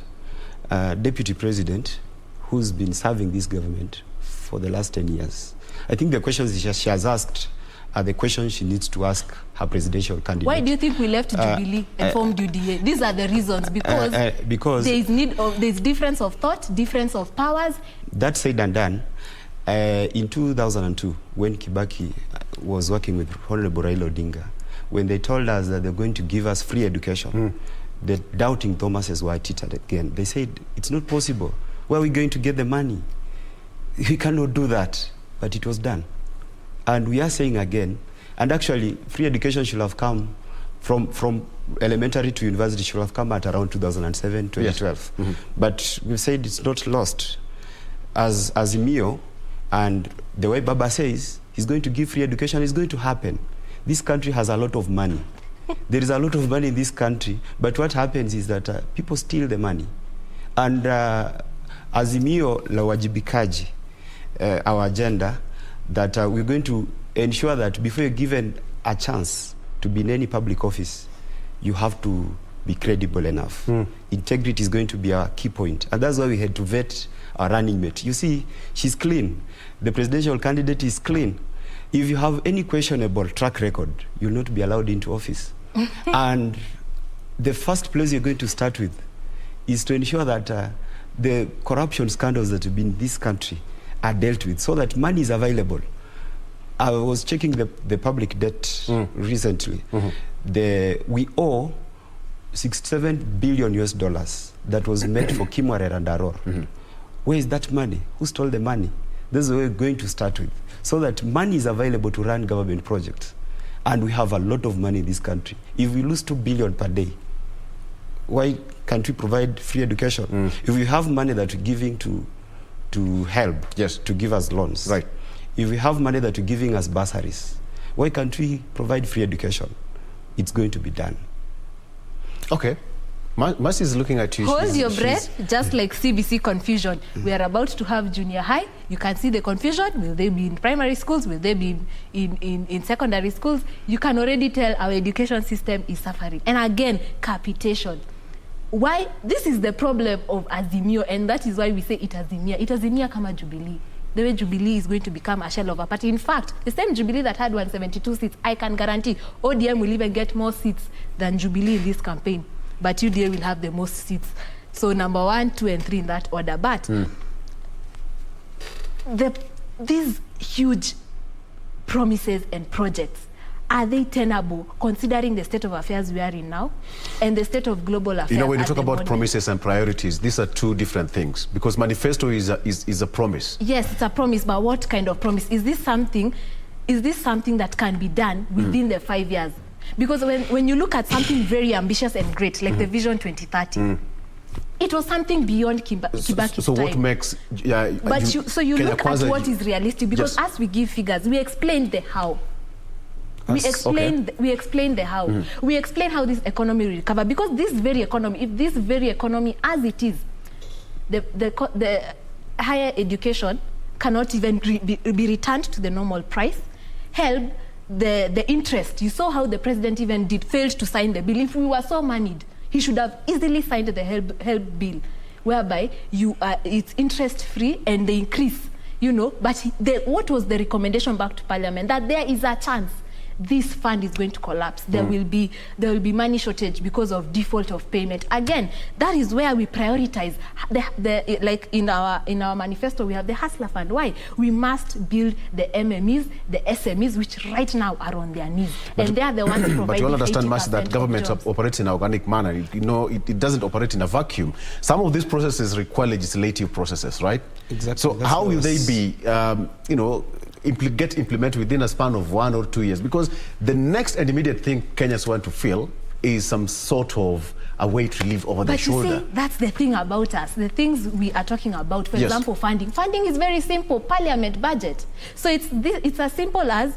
by June 2023, because that's when the first incoming government budget will start running, July 2023. Then these allocations will be rightfully there. For example, the Uwezo Fund is already inexistent, so it will be just rebranding.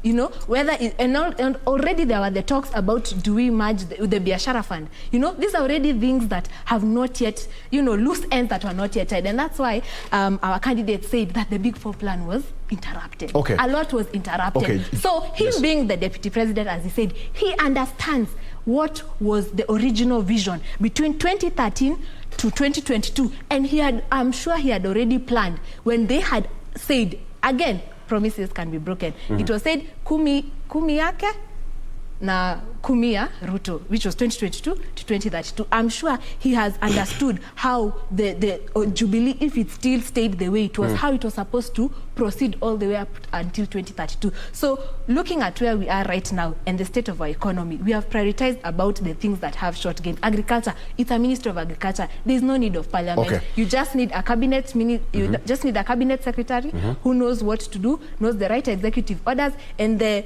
implementation, because our biggest problem is actually not legislation. We have so much legislation. The biggest issue is always at implementation. Okay. And again, implementation is the issue of justice, because it's brought the issue of credibility. We have talked about, number one, you are not credible because over 1 year you have not released KEMSA. We were told 30 days. The election is coming. I would want to see if in the next 10, 20 days before election that report is made public. And also about ownership of our port, those have never been clarified.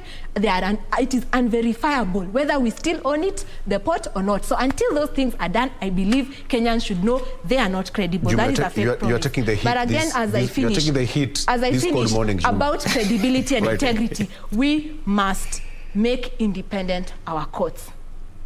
We have been told about state capture. We have been told about selective justice. Okay. So once we have the independence of the courts, independent funding to the DCI, EACC, so that no one can now say that, oh, I'm arrested because it's political. No. Let there be complete separation of powers. And also another thing we have talked about, that let money follow functions. And hold on. That means devolution to be fully Juma, actualized. I can see he's trying to clench his fist. Juma, you're getting a hit. There's no hit here, because what I'm seeing is someone who is bitter like their leader, that they are so angry, and I wonder what they'll do with power. Oh no, I've never been a Jubilee member, so I am not bitter at all. I wouldn't go to their politics of Kumi. Maybe they meant Kumi as the president and Kumi as the deputy president. That's their politics. But the thing is, you had that opportunity. You are a deputy president. You are deputizing a president for 10 years. You did nothing. Then you want to tell us you'll do it. You know, I remember when they were reading the first manifesto about laptops, recently when he was talking about Stadia.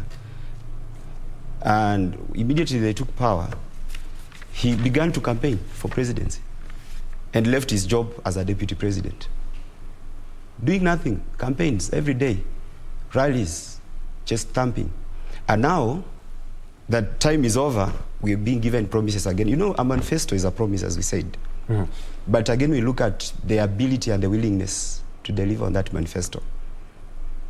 If you've lied to us before, but that cuts across. Why will we believe even the four political parties? Baba has been in government before, and we remember the projects they did with Kibaki. Yes, Thika Road was born, issues as well, and so many other projects were launched. And look at the projects that the government has done between 2019 up to date, after the handshake. And indeed, where there is peace, there is development. So many projects have been implemented. Okay. Now you take only a few minutes from the airport to Westlands.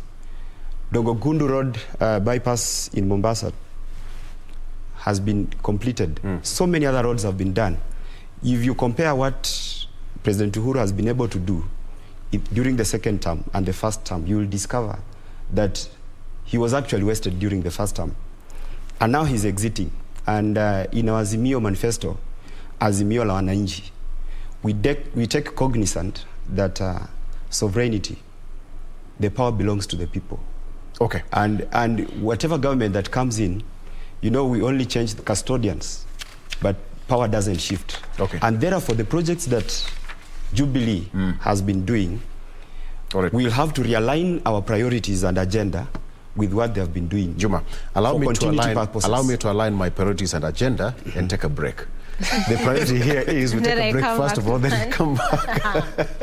And when we come back, we'll discuss matters to do with priority and promises in terms of what does your party manifesto stand for when you look directly to the youth. Today is about Matters Youth, and then we come back.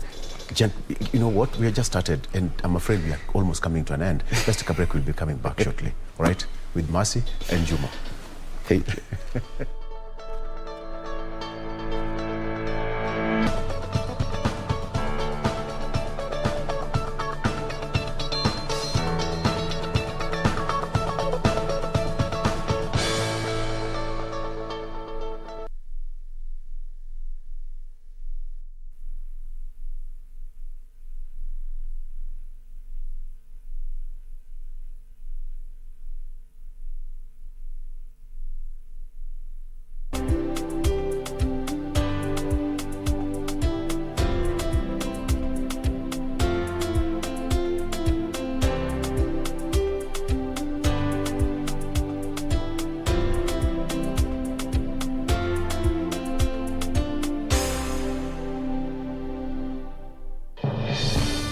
We shall legalize weed. Professor George Luchiri Wajakoya of the Roots Party.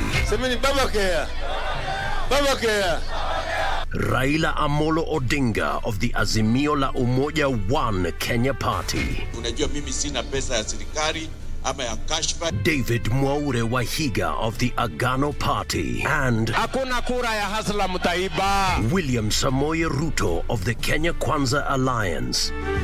Presidential Debate 2022. Do not adjust your sets.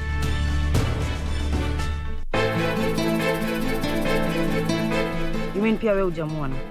Nasema unanishuku. Unanishuku tu kwa sababu gani? Unajua Leo, mimi nishaye kumsikia Maya mara kadhaa akisema kuwa wewe na Jack mnajuana. Siogopi bwana. Na wala hapa sijafukuzwa mimi. Analo linalomsumbua. Ukimuuliza atakwambia. Yaani hamwezi fanya kazi kimya bila kusengenyana. Kama huyo msichana wako amekuacha, jipange na wache kusumbua watu.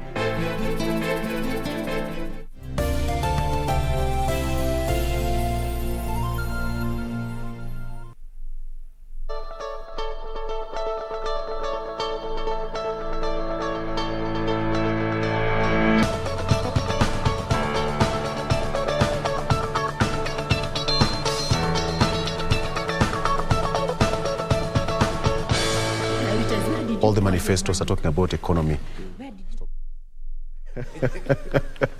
And welcome back. Director, I wish you just showed a bit of, behind the scenes. Welcome back. This is People in Politics. Mercy and Juma in studio. Youthful and energetic people in studio this cold morning. Let me come back to you, Juma, because you're almost finishing your point. Before we get to the next topic, please finish. I was saying that we are going to realign our priorities and agenda to fit what the previous government has been doing. Yes. But most importantly, The cry of Kenyans right now is that the cost of living is very high. And unga is going at 200 and you look at yes. and the problem is global. It's not just local. But what we are going to do in Azimio, as Azimio, our agenda is first of all to lower these prices. And our focus will be on giving incentives, tax holiday, so that products prices can come down. We're looking at how we're going to ensure that we complete the deal between the Dar es Salaam Mombasa pipeline deal, so that the gas deal, so that we try and change from diesel generators to gas generators, so that at least the cost of power comes down. And you know, once the cost of power comes down, production cost also comes down, and therefore the prices of commodities. We are looking at how we're going to lower prices for every essential commodity. That's where we'll start. But in the long run, we're looking at how we're going to, we call it Azimio la Ugatuzi. We're going to increase allocation of funds to county governments, so that county governments are able to spur economic activities at the local level, at the grassroots level. And again, we're going to implement the one county, one product policy, so that every county, and that doesn't mean that once that one product is implemented within that county, then all other products are going to be stopped. So economic activities are going to be spurred in terms of manufacturing, in terms of industrialization, so that jobs are created to ensure that that sounds more of what's in the manifesto. But now, digging deep into that manifesto, most likely aligned to the youth, what makes Kenya Kwanza manifesto quite juicy, quite attractive, and to the youth, more specifically? Well, we know that our labor force, and again, as I had said, the population is majority youth. Yes. So the workforce equally is majority youth. So when we focus on economic recovery, when we focus on the sector that creates the most jobs, we understand that of the 800,000 jobs created, at most 100,000 will be formal. So the remaining is in the informal sector.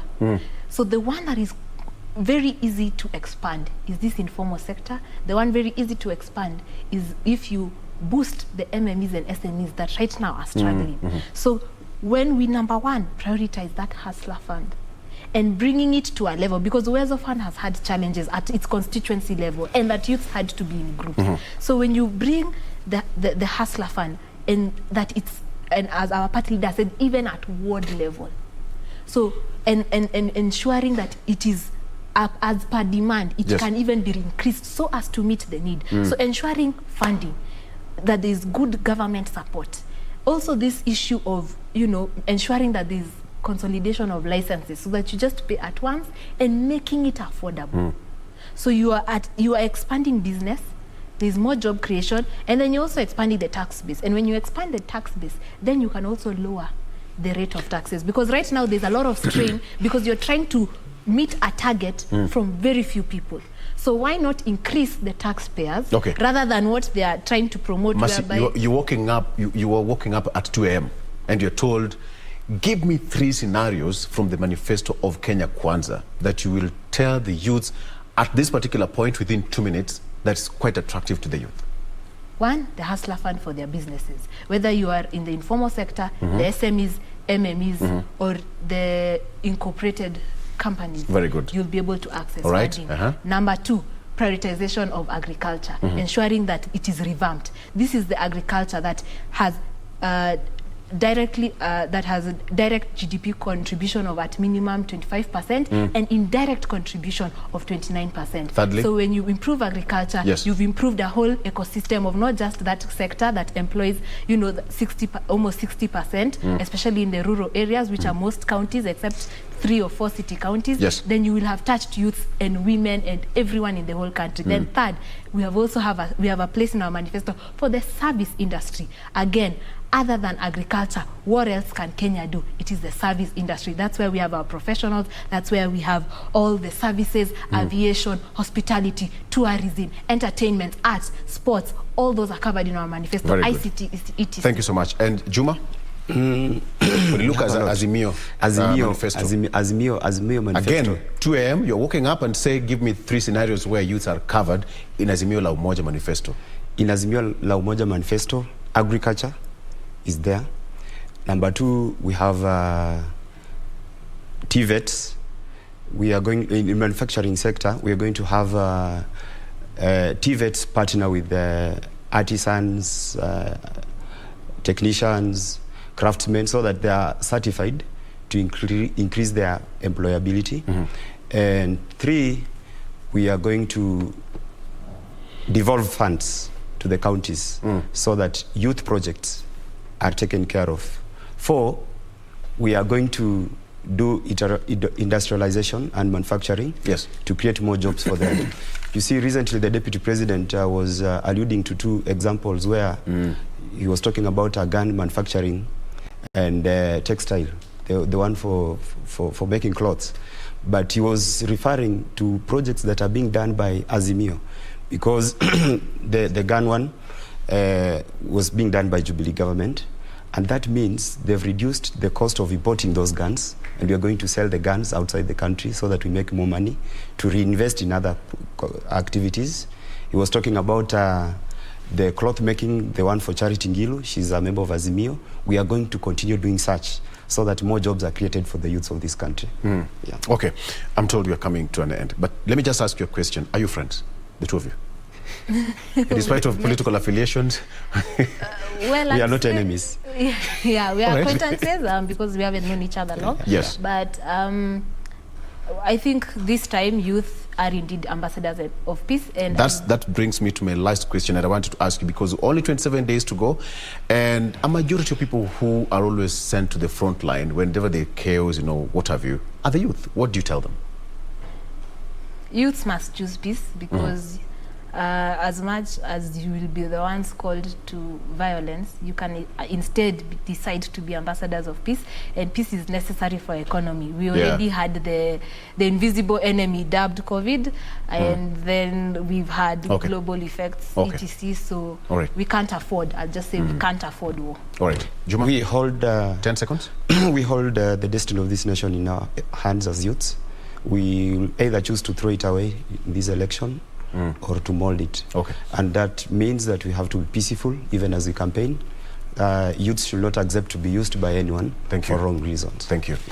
We'll be continuing this discussion sometimes next week, if you allow me to call you back again, but that has been focused on youth and manifesto as far as this year's election is concerned. I've been talking to Mercy Mutana, who is UDA Youth Congress, as well as Juma Muricho, ODM youth leader affiliated to Azimio la Umoja. That does it for now. We're taking a break, but when we come back, we'll be heading we'll be crossing over to Radio Taifa.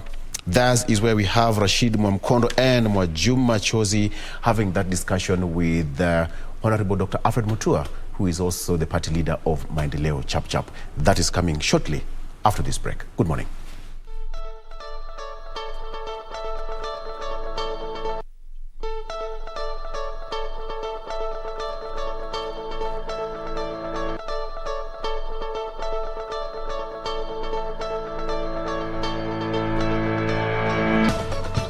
Moja kwa moja popote ulipo mtazamaji, hii ni KBC Channel 1. Karibu sana kwenye kipindi Zinga kupitia KBC Radio Taifa, sauti ni ya Mkenya. Na kama nilivyokujuza ni kwamba kipindi hiki kinakujia moja kwa moja kupitia runinga yako ya kitaifa ya KBC Channel 1 kwenye mchakato mzima wa Good Morning Kenya, na kwa upande wetu kinakujia kupitia KBC Radio Taifa, sauti ya Mkenya. Asubuhi leo mimi ni mtangazaji wako, jina langu naitwa Rashid Mwamkondo, na siko peke yangu, niko na Kidosho studioni. Asante sana Rashid. Kumbuka kwamba ukiwa Nairobi unatupata kupitia mita bendi ya 92.9, vile vile ukiwa maeneo ya Eldoret unatupata kupitia 88.6 msikilizaji. Na leo hii tunafurahi ya kwamba tuko live kupitia hashtag ya Good Morning Kenya, nikimaanisha kwamba KBC Channel 1 unatupata vizuri zaidi. Kwa hiyo kama uko nyumbani, fungulia runinga yako, utakuwa unatuona. Na kwa wale ambao wanatusikiliza kwenye redio, basi hii ni KBC Radio Taifa, ambapo ndio leo hii tuko naye gavana wa kwanza wa kaunti ya Machakos. Tunamzungumzia Daktari Alfred Mutua. Mimi kuna siku Rashid nishaimwangalia Daktari Alfred Mutua na nikasema huyu kama hatawahi kuja kuwa rais basi atakuwa ameniangusha sana. Yani nikiwa mdogo kabisa ninasema huyu atakuja kuwa rais na asipokuja kuwa rais atakuwa ameniangusha sana. Ulimwona wapi kwenye Cobra Squad? Kwenye inawezekana pia kwenye Cobra Squad, lakini kwa sababu ya mafanikio ambayo amewezesha kule Machakos. Machakos ni sehemu ambayo tunajua tunatumia tukiwa tunasafiri, tunapitia hapo, saa zingine pia tukienda kujivinjari tunakwenda pale Machakos, tunajienjoy na vitu. Haikuwa hivyo ambavyo ilikuwa. Rashid, kama ulishai kupita Machakos, we shikilia hapo Chozo, usiandike na mate ilhali wino upo msikilizaji. Na kama tulivyokuambia, bila shaka bwana Mutua yuko ndani, ataweza kutuelezea siasa yake eneo la Ukambani na Kenya kwa mjumla ikoje. Na la muhimu, baada ya kukamilisha kipindi chake kama gavana, Dr. Mutua anapanga kufanya nini? Gavana mwenyewe yuko ndani ya studio. Karibu sana mheshimiwa. Asante sana. Mjambo, habari asubuhi. Hatujambo. Ni vizuri sana, nimefurahi sana kuwa hapa hivi leo kwa KBC ambayo naipenda sana kwa muda mrefu sana.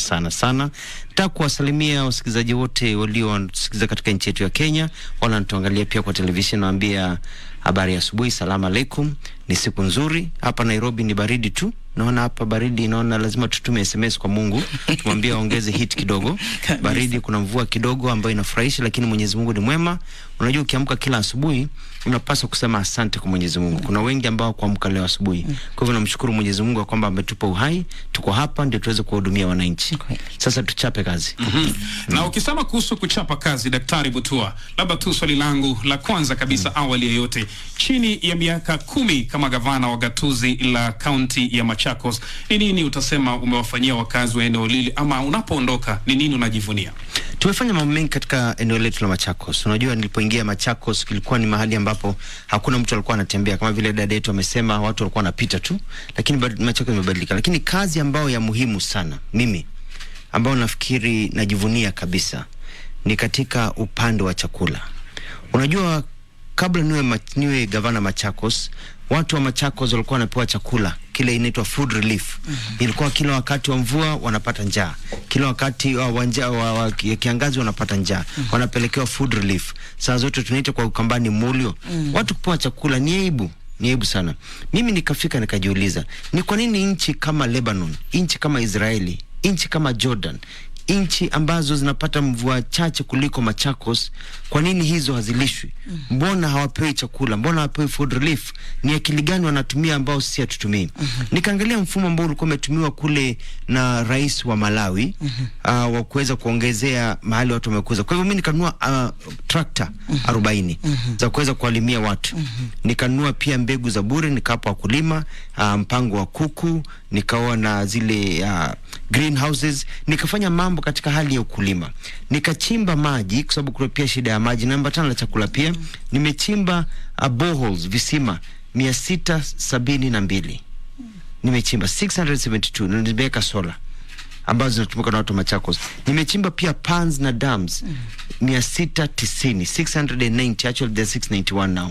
Nimechimba kule Machakos, watu wananyunyizia maji nini. Jambo la muhimu ni kwamba tulikuwa katika orodha ya list ya zile counties zinapewa food relief. Sasa Machakos imeondolewa kwa hiyo orodha. We are no longer in that list of shame. Kwa hiyo mimi najivunia sana kwa hiyo kazi ambayo tumeifanya hapo katika hali ya kuwapata chakula. Ikiambatana na chakula pia ni katika hali ya afya. Mimi nimeboresha afya Machakos. Nilipoingia Machakos ilikuwa kwamba mama akiwa mjamzito anabebwa na wheelbarrow, anapelekwa hospitali. Watu wanakufia kwa barabara kupelekwa hospitali na gari za kukodisha. Mimi nikanunua ambulance 80, wakati huo sasa ni 100. Kuna ambulance kila location na district location na Machakos. Inawabeba watu bure bila malipo. Bwana Rashid, unajua nini? Juzi niliambiwa na watu wa registration ya names, wakasema kwamba kutakuwa na shida kubwa sana Machakos. Kwa sababu watoto wengi wamezaliwa sana wanaitwa Alfred Mutua. Nikasema mimi sio wangu. Sio wangu. Nikamwambia ni kwa sababu mama ambaye kawaida alikuwa anakufa kando ya barabara, hivi sasa unapiga simu, ambulance inafika baada ya 5, inakubeba bila malipo, inakupeleka hospitali. Mtoto akizaliwa wa kiume, baba mama wanasema mtoto tumuita Alfred Mutua. Amebwana zile ambulance Alfred Mutua ameokoka. Ile shukrani. Hiyo shukrani.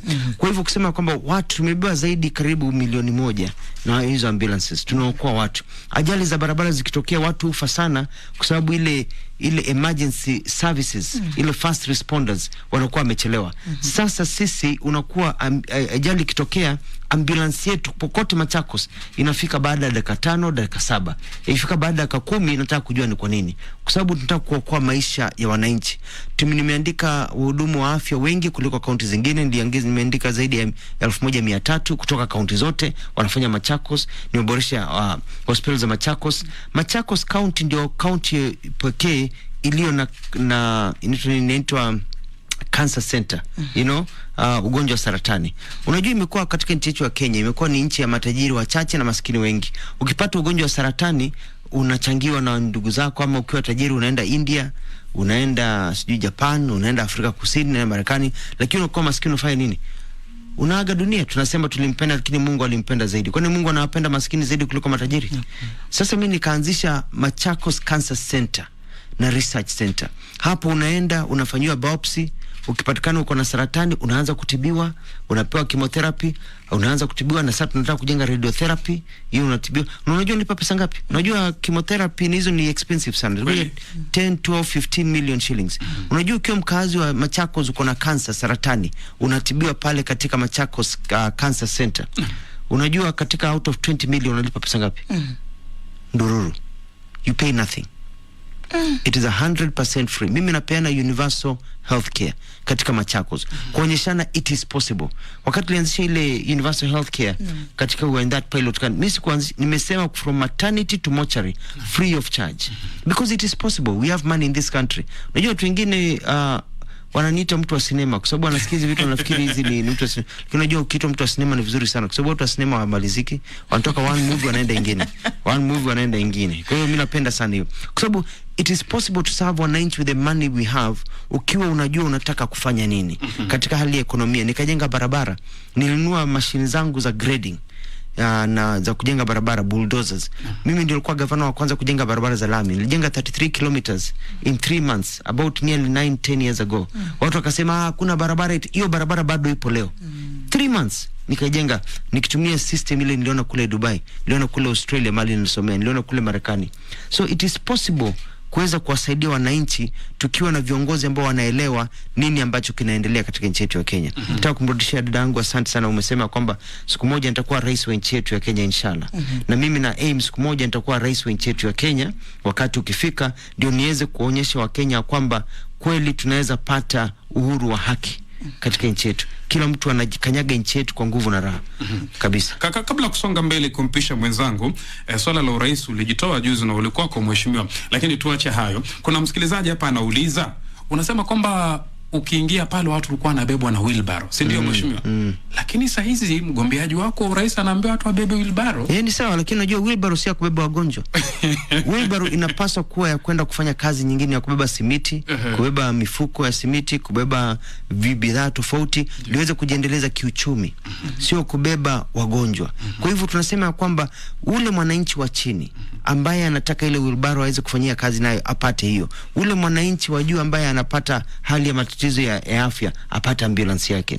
Ndio ukiangalia katika ile mfumo wetu wa Kenya Kwanza, tukiwa na William Ruto na Musalia Mudavadi na Amazon Kingi na Moses Wetangula na JB Muturi na viongozi wengine, Moses Kuria na wengine, hapo tumekaa chini na Rigathi Gachagua tukapanga ni nini ambacho tutaweza kufanya kama Kenya Kwanza tuweze kwa. Unajua Kenya sasa iko kwa ICU. Wacha niseme sasa hapa, Kenya is in ICU katika hali ya uchumi. Economically we are in ICU. Our economy right now is worse than the economies of ukiangalia hata sasa tumeshindwa na Tanzania, tumeshindwa na Uganda, tumeshindwa na Rwanda, tumeshindwa na Zambia, tumeshindwa na nchi nyingi ambazo tulikuwa mbele yake. Hapa wapi inaonyesha hivyo? Wapi inaonyesha hivyo? Wacha nikuulize kwa mfano sasa. Unga hivi sasa ni bei pesa ngapi? Unajua it's about cost of living. It's about how it's barabara. Ni about wewe unaenda nyumba na nini. Unakuta unga sasa ni 230, 250. Ukienda Tanzania unga Kenya equivalent shillings ni shilingi 80, 70, 100. Uganda the same, Rwanda the same. Hapa tunalipa mara 2 mara 3, tunaumia mwananchi. Ukiangalia mishahara hapa Kenya, ile taxes ambayo tunalipa kodi ni juu kuliko hizi nchi zingine. Ukiangalia hali ya mafuta imepanda. Ni kwa nini mimi najiuliza hivi? Mimi najiuliza hivi. Mafuta hapa Kenya imepanda sana. Ni kwa nini? Ni ukora gani ambao unafanywa? Ni what is the economic science? Mbona yako wanapanda wakati wetu na Mwai Kibaki? Mbona Mwai Kibaki mafuta yalikuwa yanakuja chini? Alafu ukienda Rwanda kwa mfano, unakuta kwamba mafuta ya Rwanda hawana oil huko. Mafuta ya Rwanda inapelekwa na transport, inabeba, inakuja Mombasa, yanabebwa na lori, yanapita Mombasa, pita Mariakani, yanapita Voi, yanapita mpaka Kibwezi, Makindu, yanapita Emali, Sultan Hamud, yanafika hapa kwangu Athi River, yanafika Nairobi, yanapenda Gilgil, Eldoret, yanateremka mpaka kule Kisumu, yanaenda mpaka Malaba, inavuka boda. Hiyo cost yote ya lori ya mafuta inavuka boda, inapita Jinja, Uganda, Kampala, Uganda, Tororo, Uganda, inavuka boda, Ruwenzoris Mountains, inateremka kwa milima, inafika Kigali. Na mafuta Kigali hivi sasa ni bei rahisi kuliko mafuta hapa Nairobi hata Mombasa. Ni kwa nini? Lazima si wa Kenya si washenzi bana. Sio si wajinga. Waache kutuchukulia ushenzi. Waache kuchukulia ufala. Tumeamka, tunachezewa bana. Ni kwa nini mafuta yanapita hapo? Kwani hatuwezi fanya hesabu? Ni kwa nini Mkenya anaumia hivi sasa? Na tunasema ati tuendelee kuzimia. Tuendelee kuwa na mfano ule. Kwa sababu hakuna tofauti ya serikali ambayo ipo hivi sasa na ule mfumo wa Azimio. Kwa nini nasema hivi? Kabla ufike kwenye huu mfumo wa Azimio, hebu bado tusalie pale Machakos kwanza kabla tuende kwenye siasa za kitaifa. Sawa. Pole unajua nakasirika kwa sababu mimi naona mwananchi wa chini anaumia na hapasi kuumia. Why are we suffering? Mungu hakutuumba tuumie. Mungu hakutuumba tuishi maisha ya gumu. Angalia vile vijana wana kazi. Tuna about 10 million young people in this country. Lakini mheshimiwa tuko na devolved governments ambao pia wewe. Lakini unajua pia everything devolved government. Angalia sasa. Katika budget zetu, katika nchi yetu ya Kenya, tuna collect taxes, ndio? Tuna collect taxes. Tuna zile allocation ya county governments. Unajua hivi sasa serikali ya Uhuru Kenyatta wakishikana na handshake na Raila Odinga wamesema ya kwamba ile allocation ya counties hawatatupatia ya June. Kumaanisha ya kwamba hatuna pesa za mishahara, hatuna pesa ya madawa, hatuna pesa ya nini. Wamesema hakuna pesa. Hizo pesa zimeenda wapi? Tunaona mahelikopta zikiruka zikifanya siasa, zimeenda hapo? Tumeona siasa zinaendelea, mambo mengine yanaendelea. Hizo pesa zimeenda wapi katika ugatuzi? Unajua wakati pesa zifiki pale chini kwa mwananchi, inamaanisha ya kwamba mamboga hapati haki yake. Kwa sababu sisi tuna collect taxes. Ile pesa na kuchukua kule county, zile pesa zinachukuliwa kwenye county, tunazituma kule treasury, ndio waziunganishe, ndio waturejeshe. Kwa hiyo tuna collect pesa kwa watu wangu wa Machakos, tupeleka treasury, alafu wanasema hakuna pesa. Zimeenda wapi? Lazima tujiulize. Ndio lazima tukasirika kwa sababu tukasirika kwa sababu yetu, tukasirika kwa sababu ya mwananchi ndio anagandambizwa. Mwananchi ndio anaumia na lazima tuwe na mabadiliko, otherwise tukiendelea hivi tutaisha kabisa. Mheshimiwa basi usikasirike. Unajua mimi sikasirika kwa sababu yangu. Mimi nakasirika kwa sababu ya yule mnyonge hana sauti. Yule mnyonge hana mtu wa kumtetea. Yule mama ameamka, hana pesa, hana chakula. Kijana wake amesoma, msichana wake amesoma, hawana kazi, wamerudi wamekaa hapo nyumbani. Yule baba anaamka asubuhi, hana mbele wala nyuma, anajiuliza, je, tulipata uhuru? Tulipata uhuru lakini hatujapata uhuru wa kiuchumi. Na ndio tunasema kwamba wakati wa mabadiliko umefika. Kwa hivyo mimi sikasirika kwa sababu yangu. Na kasirika kwa sababu mimi nimehudumu na Mwai Kibaki miaka 10, nimehudumu governor miaka 10. Mimi najua wakati tunachezewa ufala. Mimi najua wakati kuna ukora. Ndio nakasirika kwa sababu I know things do not have to be the way they are. We are not suffering ati kwa sababu Mungu amesema tuisuffer. We are suffering kwa sababu wengine wameamua kwamba wacha wa Kenya waumie. Mtadu. Msikilizaji, dakika nusu saa zimekatika 32 baada ya saa 2, na kama ndo nafungulia radio yako, TV yako, uko ndani ya #GoodMorningKenya, uko ndani ya #Radio Taifa, na msikilizaji uko ndani ya #Zinga ukiwa na Chozi na Rashid. Tutakwenda kwenye mapumziko mafupi muda si mrefu, lakini nataka kuuliza hili swali. Kama kweli mtu alikuwa labda ana uongozi mbaya, ama hii handshake ni kwamba ilikuwa italeta kitu ambacho sio cha kuaminika, mbona ulitaka kuwa mgombea mwenza wake? Kuwa mgombea mwenza wa Mheshimiwa Raila Odinga. Unajua wakati huo na mimi nitaka kuomba wa Kenya msamaha. I want to ask for forgiveness from the people of Kenya because I misled you. Nilikuwa hata mimi nimefumbwa macho. Nimefikiri, unajua nilipigiwa simu na Mheshimiwa Uhuru Kenyatta ambaye ninamheshimu kwa muda mrefu, hata sana mheshimu sana, na rafiki yangu. Akaniambia nataka tuingie kwa mfumo wa Azimio. Akaniambia wewe umesimama na mimi miaka mingi. Nikasema ndio. wewe njoo tu. Azimio ni vyama viwili, ni ODM pande moja na Jubilee pande mwingine. Nataka ujiunge Maendeleo chap chap upande wa Jubilee, tuwe united, tukue strong. Ndio huyu Raila Odinga akiwa upande mwingine, tukue strong, haezi enda rogue, haezi ruka, tutakuwa tunamkeep in check. Nikasema sawa. Sasa tukaenda pale, nikaenda nikakutana na viongozi wa Jubilee, nikaangalia, nikaona ya kwamba wanataka Maendeleo chap chap ikuwe swallowed, iingie ndani ya Jubilee. Nikasema hapana, mimi ni chama ambacho kimejisimamia, sitaki kuingia ndani ya Jubilee. Tukaendelea hivi na gumzo, tukaona ya kwamba okay, mimi nimesupport Uhuru Kenyatta kwa muda, amesema kwamba tufanye kazi na Raila Odinga, fanya. Lakini nikaanza kuona ukora. Nikaona wanajiita Azimio la Umoja, lakini nikaona ni kwamba ni Azimio la ukora. Hivi, acha nikwambie, sisi ni watu wazima. Sisi si watoto. Tuliitwa mkutano pale KCC. Katika mkutano wa kuunda chama ama kuunda coalition, sio chama ya Azimio. Tukaleta delegates wetu kutoka vyama vingi, tukaungana pamoja. Tukiwa pale kwa mkutano, ilikuwa anza saa 3. Raila yuko, Uhuru yuko. Saa 3, saa 4, saa 5, saa 7, saa 9. Wakuja huku saa 9:30. Nikauliza Raila nini kinaendelea? Wakisema walikuwa na mabishano kule Kalonzo, sijui nani wanataka kupindua jina ikuwa Azimio One Kenya, nini. Tukasema wapi hiyo coalition agreement tuangalie. Wakisema italetwe. Tukaambiwa tuende kule chini kwa sababu tunakimbia Jakaranda, tuzindue nini. Nikasema hapana. Wengine wakisema hapana. How do you join a coalition or you don't even know the articles? Unaingilia nini? Mimi nimesoma bana na PhD. Mimi sio mfala. Unaenda unaweke sahihi vitu ambavyo ufahamu hujasomewa.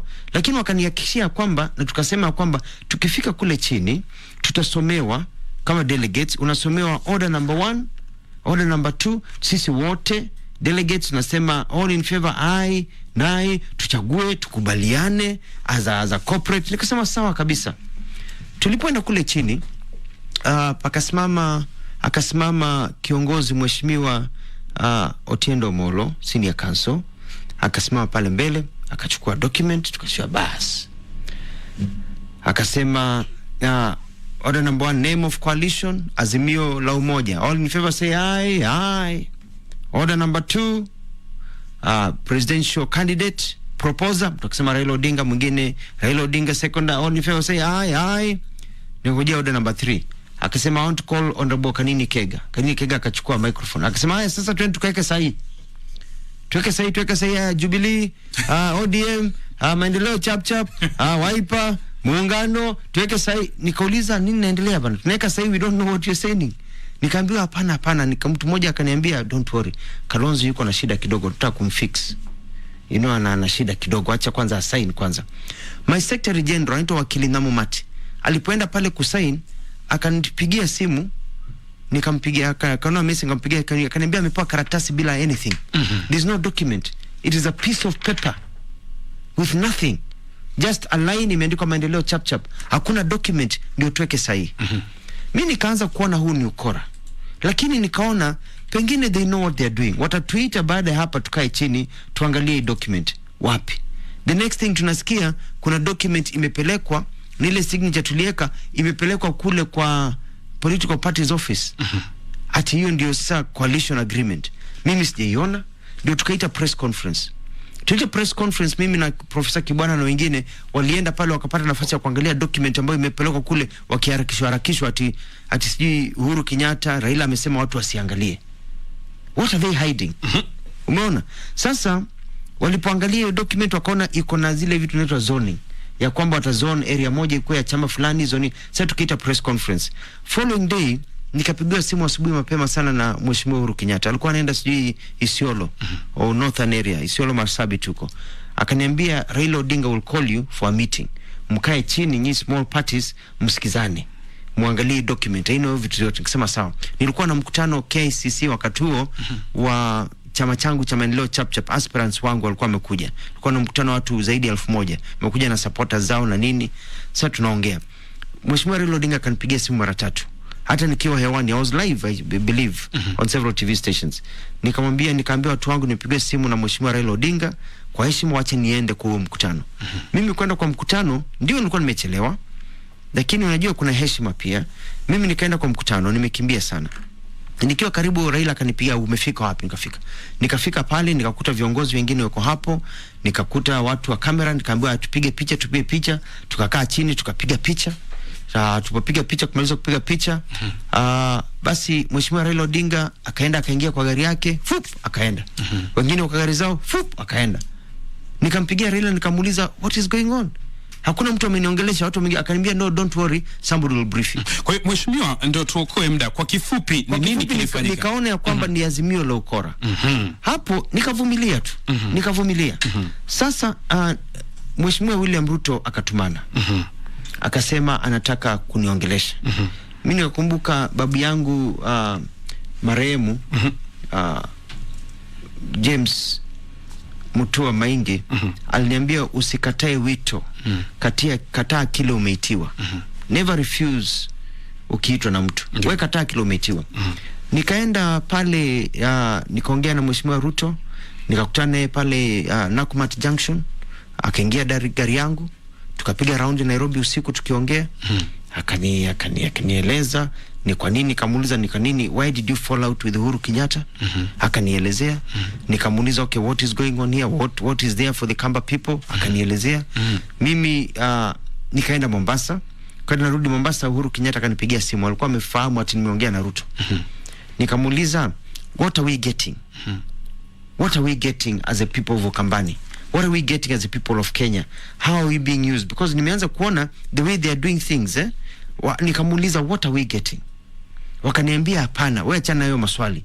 Wewe wacha tukawinde kwanza. Tukishamaliza kuwinda tutagawana nini? Tutagawana mnyama. Nisema no, you don't enter into a coalition agreement before you know what it is.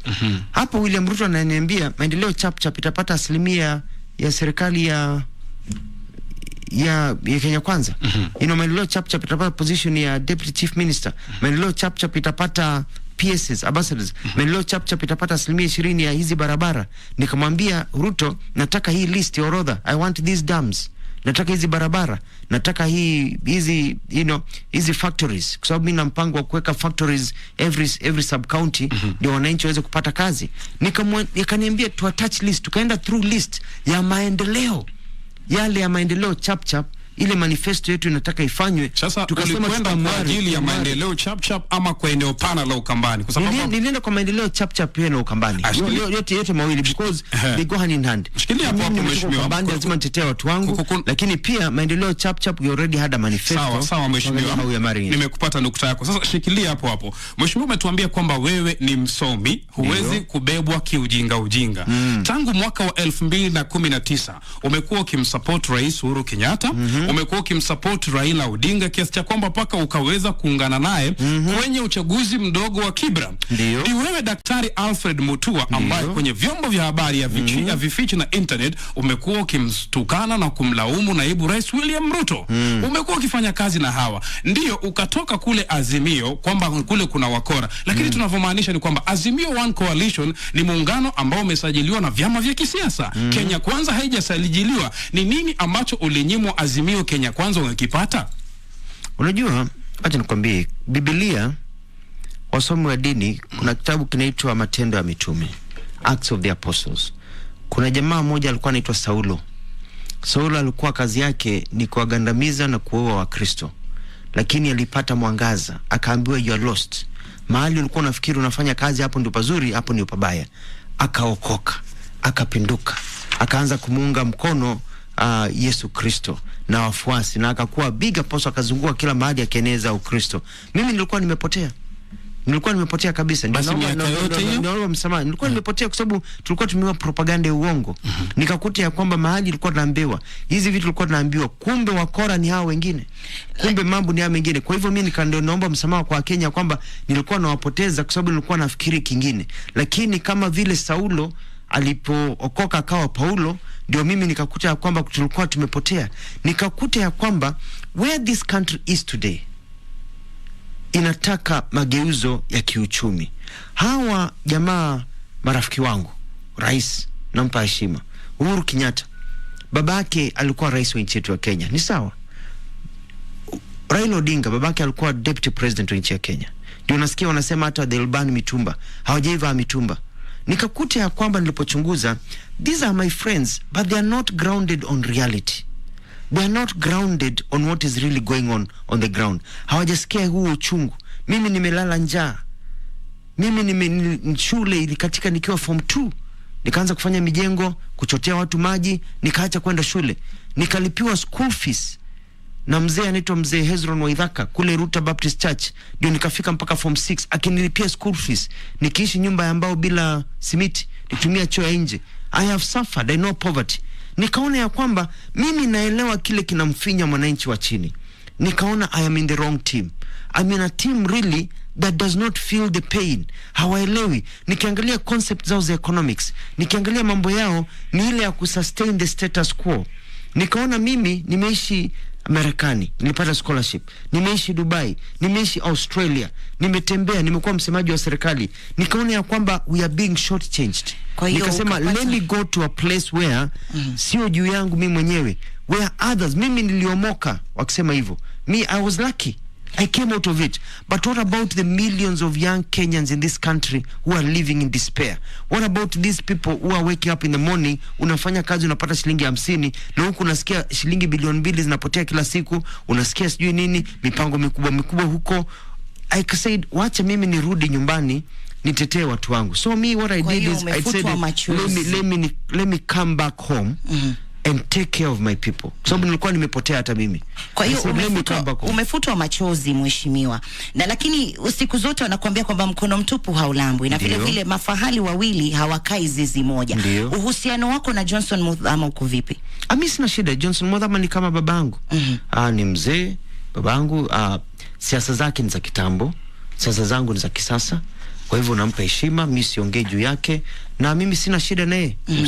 Maana kulingana na yale mambo ambayo unasema kwamba mumeahidiwa kwamba kuna viti vya chief minister, kuna pale maambasada na vitu kama hivi. Unavionaje yani uwezekano wake, kwa sababu kama Johnson Muthama akiwekwa pale, manake tayari ameshaongea lile jumba kama ikulu makao makuu pale Machakos, amesema kwamba yeye akiingia atalibadilisha haswa lile jumba alifanye hospitali, manake haoni faida ya kuwa pale, afadhali liwe hospitali. Tayari kuna ule mvutano kati yako wewe na yeye. Kwa hiyo hivi vitu ambavyo unavitazama utavipata, hizo ni local politics. Unajua mimi nimeenda hapo kama chama, yeye yuko UDA, yeye yuko na portion ya UDA. Mimi nimeenda hapo kama chama, mimi ni principal wa Kenya Kwanza. Ulituona pale tukizindua manifesto, tulikuwa hapo tunafanya kazi na William Ruto na Wetangula na Moses Mudavadi na wengine, tuko hapo kama principals. Yeye yuko na role yake anacheza, si akutushindani sisi. Everybody has their own roles. Sisi tunataka Kenya Kwanza itawale, ndio tuweze kuokoa wa Kenya, ndio tuweze kusema hizi pesa kiuchumi imekuwa the development program of our country ni ile inaitwa trickle down economics. Jenga huku juu na pesa itafika chini. Unakumbuka mkutano tulikuwa na district development programs. Watu wanakaa hapa Nairobi Nyayo House wanapanga mikakati inakuja chini. Devolution ndio ilisema ya kwamba tuanzie chini. Umeona? Lakini system ambayo Azimio wanataka kulete ni ile za zamani ya 60 years that has failed. Sisi tunasema why can't we do like Germany? Si tufanye kama Singapore. Si tufanye kama nchi zingine ambazo zimeendelea kama Marekani. Why can't we start from the ground? Let majority of the money iwe hapa chini. Ni kama credit kwa mfano.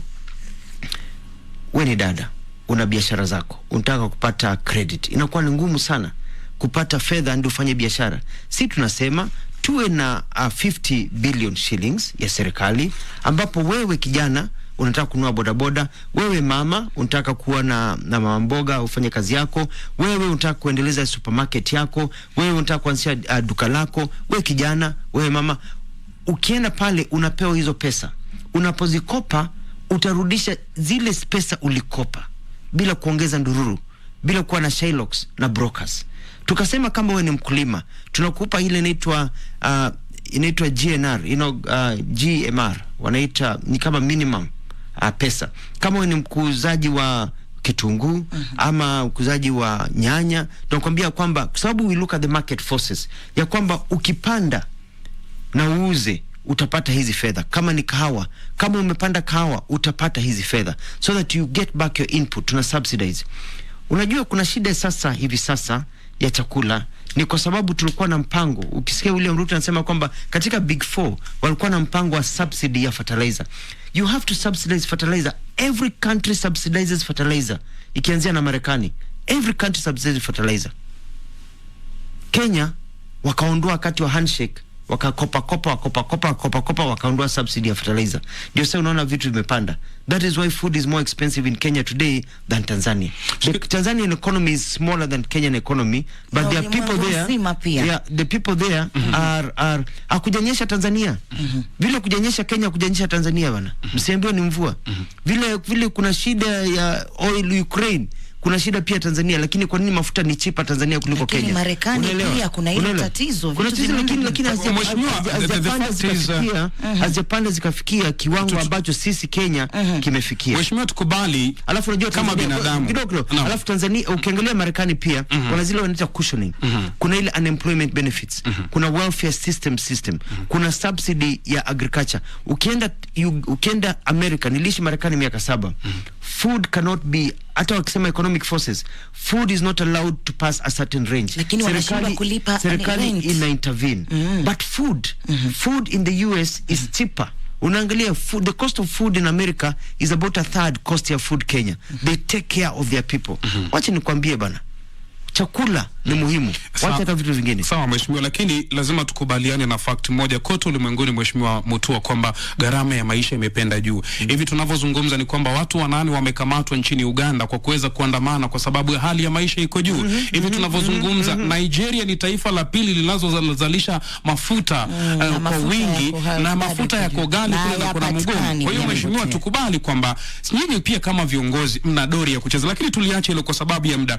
Jana kulitolewa kura ya maoni mheshimiwa Alfred Mutua, na ikaonesha kwamba kulingana na TIFA ni kwamba Raila Odinga yuko mbele. Wewe mwenyewe kwenye mitandao ya kijamii hii kura ya utafiti ulikataa, ni kumaanisha kwamba leo hii kura ya utafiti ikifanywa ikisema kwamba Daktari Alfred Mutua anafanya vyema Machakos, pia utaikataa? Nitaikataa kama sio kweli. Sababu unajua what is happening it's, unajua we've seen this. Unajua mimi nilikuwa msemaji wa serikali kwa serikali ya Mwai Kibaki. Kwa hivyo I know all these games. They are games that I have played, they are games that I have seen, and what they're doing. Uliposikia mheshimiwa Raila Odinga akianza kulalamika kusema eti IBC sijui nini ati without the manual of register there will be no elections, ni kwa sababu wameanza kujawa na maji kwenye tumbo. Wanajua ya kwamba the election, wanajua ya kwamba things are tight. Wanajua ya kwamba sasa sisi tuko ahead. You know why? Sisi kama mimi niko na research firm yangu ambayo I do my own personal internal research. Nimefanya my own research. Kenya Kwanza we operating with 3 research firms. Zetu tunafanya zote zinafanya ile inaitwa deep research. Kila siku tuna deep kuangalia tumepanda wapi, tumeteremka wapi, na tunafanya weekly comprehensive research. Research yetu ya 3 different firms not connected zinaonyesha kwamba we are nearly at 58, tunaelekea 60%. Alafu ingine inatoka hapa ambao it is doctor. What they are trying to do is this, and it's a game ambao niliona wakati wa Mwai Kibaki. Wanataka kupandisha hizi waoneshane ati wako mbele, ndio wakishindwa waseme eti kulikuwa na ukora. Unajua they are building expectation of their supporters. Ndio supporters wanashinda, ndio wakishindwa waseme kulikuwa rigging, ndio kuanze kuwa na shida tena wa force ile inaitwa coalition government, because wanataka kuwa na coalition government. Tumewajua, tumeonea 18, kama tunasema tumeonea 18, tumeonea mbali. We know their game. Kwa hivyo it's sustained. Wataanza, utaona ingine itatoka hivyo, lakini we want to tell them we know your game. Nataka kuambia watu wa Kenya kwamba hivi sasa ilivyo, Kenya Kwanza is ahead. Wacha nikuulize dadangu, kaka, msikizaji unanisikiza katika nchi yetu ya Kenya, unaniangalia, wewe ni mjanja wa Kenyans are clever. Kura ni wewe utapiga, kura ni yako kwa mfuko, wewe mwenyewe ndio utaamua. Lakini pia hata ukiamua lazima pia ujue ukweli wa mambo, si ndio? Watu wanasema utafiti, lakini wewe jiulize, wewe fanya mahesabu, niambie, wakati mheshimiwa Raila Odinga alikuwa anamenyana 50-50 na Mwai Kibaki na Uhuru Kenyatta, alikuwa na zile zinaitwa strongholds zake. Alikuwa na Luo Nyanza, si ndio? Alikuwa na Western kama block yote alikuwa anapata kwa 90%. Alikuwa na Coast si ndio? Zilikuwa ni ile alikuwa na Ukambani, tunampatia 98%, si ndio? Upande mwingine Uhuru na Ruto walikuwa na Mount Kenya, walikuwa na Central, walikuwa na Rift Valley, si ndio? Alafu walikuwa na gawana Ma Nation, walikuwa na gawana Nairobi, si ndio? Lakini Nairobi ilikuwa ni kama 70% inaenda kwa Raila Odinga. Ukiangalia sasa, hebu nikuulize wewe Mkenya unaisikiza, wewe Mkenya ambao unatuangalia, Ruto yuko na Mount Kenya yake, Ruto yuko na Central yake, Ruto yuko na Rift Valley yake, block yake. Ruto amepenetrate Ma Nation. Ukiangalia hata polls zenyewe zinaonyesha ya kwamba mahali walikuwa ahead sasa wanaongoza Kenya Kwanza. Nairobi tumechip in. Wakati tulikuwa huko Nairobi inaenda kwa ODM na wengine, sasa unaona Kenya Kwanza imepanda Nairobi. Twende upande mwingine wa Raila Odinga. Raila Odinga yuko na Luo Nyanza yake iko sawa. Huko Kisii Nyanza imekuwa divided sasa. Ilikuwa ODM zone, sasa iko 50-50. Haya, ukiangalia Western kabisa, ukiangalia Western, Musalia Mudavadi, Moses Wetangula, vigogo wa Western Kenya wamehama, wamekuja kwa Ruto. Unataka kusema walikuja hawa wawili peke yako? Hapana, wamekuja na kura zao. He doesn't have a block in Western. Utafiti uliofanywa hata hizi fake wanazifanya, unaona ya kwamba Daniel at 50% now. Wameenda, hawa watu wameenda. Ukiangalia upande wa Pwani, Mheshimiwa Kingi ambaye amecampaign Kilifi, ukiangalia Mvuria Kwale, ukiangalia Coast wamehama na pa wamekuja upande wapi? Hupu. Ukiangalia Ukambani alikuwa anapata 98%. Sasa angalia hata utafiti wao unasema nini. Sasa Ruto yuko 38 anaenda 40% Ukambani. Lakini Ukambani mheshimiwa umebaki wewe peke yako. Lakini mimi na watu wangu tumekampaign tuko at 40%. Lakini sasa unijiulize hivi. Jiulize hivi. Kama Ukambani walikuwa wanapatia 98%, sasa amebakia na about 55%. Kama Western amebakia na 50%. Kama Coast amebakia na 55-60%. Kama hizi zingine zimehama na wao wengine wako solid. Sasa huyu mzee atashindaje? Lakini kabla ya mathematics atashindaje? Kabla ya Martha Karua kujumuika na Mheshimiwa Raila Odinga, ni kwamba Ruto alikuwa anaongoza. Mbona wakati huo watu wako wanapinga? Kupinga nani? Kupinga kwamba Ruto kwa hizi opinion polls kwamba alikuwa anaongoza. Hakuna mtu alikuwa anapinga. Lakini sasa hivi kuna unajua kwa sababu sasa tumefikia ile inaitwa lala salama. Sasa ndio watu wanaanza kucheza karata. Unajua kama kwa mfano Mheshimiwa Raila Odinga ambaye sasa amejawa na maji kwa tumbo, unaona anaanza kuattack Chebukati. Mheshimiwa hiyo lugha anayotumia si nzuri. Kujawa kwa maji kwa tumbo inamaanisha kuwa na wasiwasi. Ungetumia hivyo. Yes, nimesema same thing. Kuna tofauti. Unajua ukiambia mtu umejawa na maji kwa tumbo inamaanisha umepata wasiwasi. Kuna uthibitisho kutoka kwa daktari kwamba tumbo lake lina maji. No, it's a figure of speech. It's a figure of speech. It's a figure of speech, you know? Ni kama unasema amepigwa choboa ya kisiasa. Haimaanisha kwamba mtu alimweka hapa akachukua siasa akapiga mpira ikampiga choboa. Hapana. It's a figure of speech, Rashid bwana. Sasa amejawa na maji kwa tumbo na wasiwasi kwa sababu ulisikia akisema 2017 alisema Kims only. Ataki ile inaitwa ile walikuwa akisema no manual register. Sasa amebadilika anasema anataka manual register. Ataki nini? Unajua kwa nini? Kwa sababu sisi tuliangalia ukora tukaona ya kwamba wanataka manual register ndio watu ambao hawajapiga kura waongezwe wampiga kura. Kwa sababu ile Kims system inafanya hivi. Ukienda kupiga kura kuna register. Lakini hiyo register ni ya kujitambulisha tu ya kwamba your name is there. Hiyo register inawekwa outside the polling station, polling stream. 7 days, hiyo ni sheria, before the elections. Ukienda kupiga kura unajua this is my polling stream. Unapanga laini unaingia. Unaenda kwa ile Kims unaweka vidole. Kwa sababu usitumie ID ya mtu ambaye amefariki ama ID ambazo zimenunuliwa na watu wengine vile walikuwa wanafanya wakati wa KANU. Hiyo ndio nataka kufanyia sasa. Ati Kims imevunjika. So unaweka vidole. Kama vidole vyako pengine umekuwa umefanya kazi sugu, fingerprint vizuri, anaitwa the head of that department, anaita mtu anakuja, yuko na password, anaweka details zako zinatokea, wanaangalia picha, wanaangalia ID, wanaangalia date of birth, wanaangalia nini, wanaona kweli ni wewe, wanasema tick, ndio unaenda. Lakini bado computer imesema upiga kura.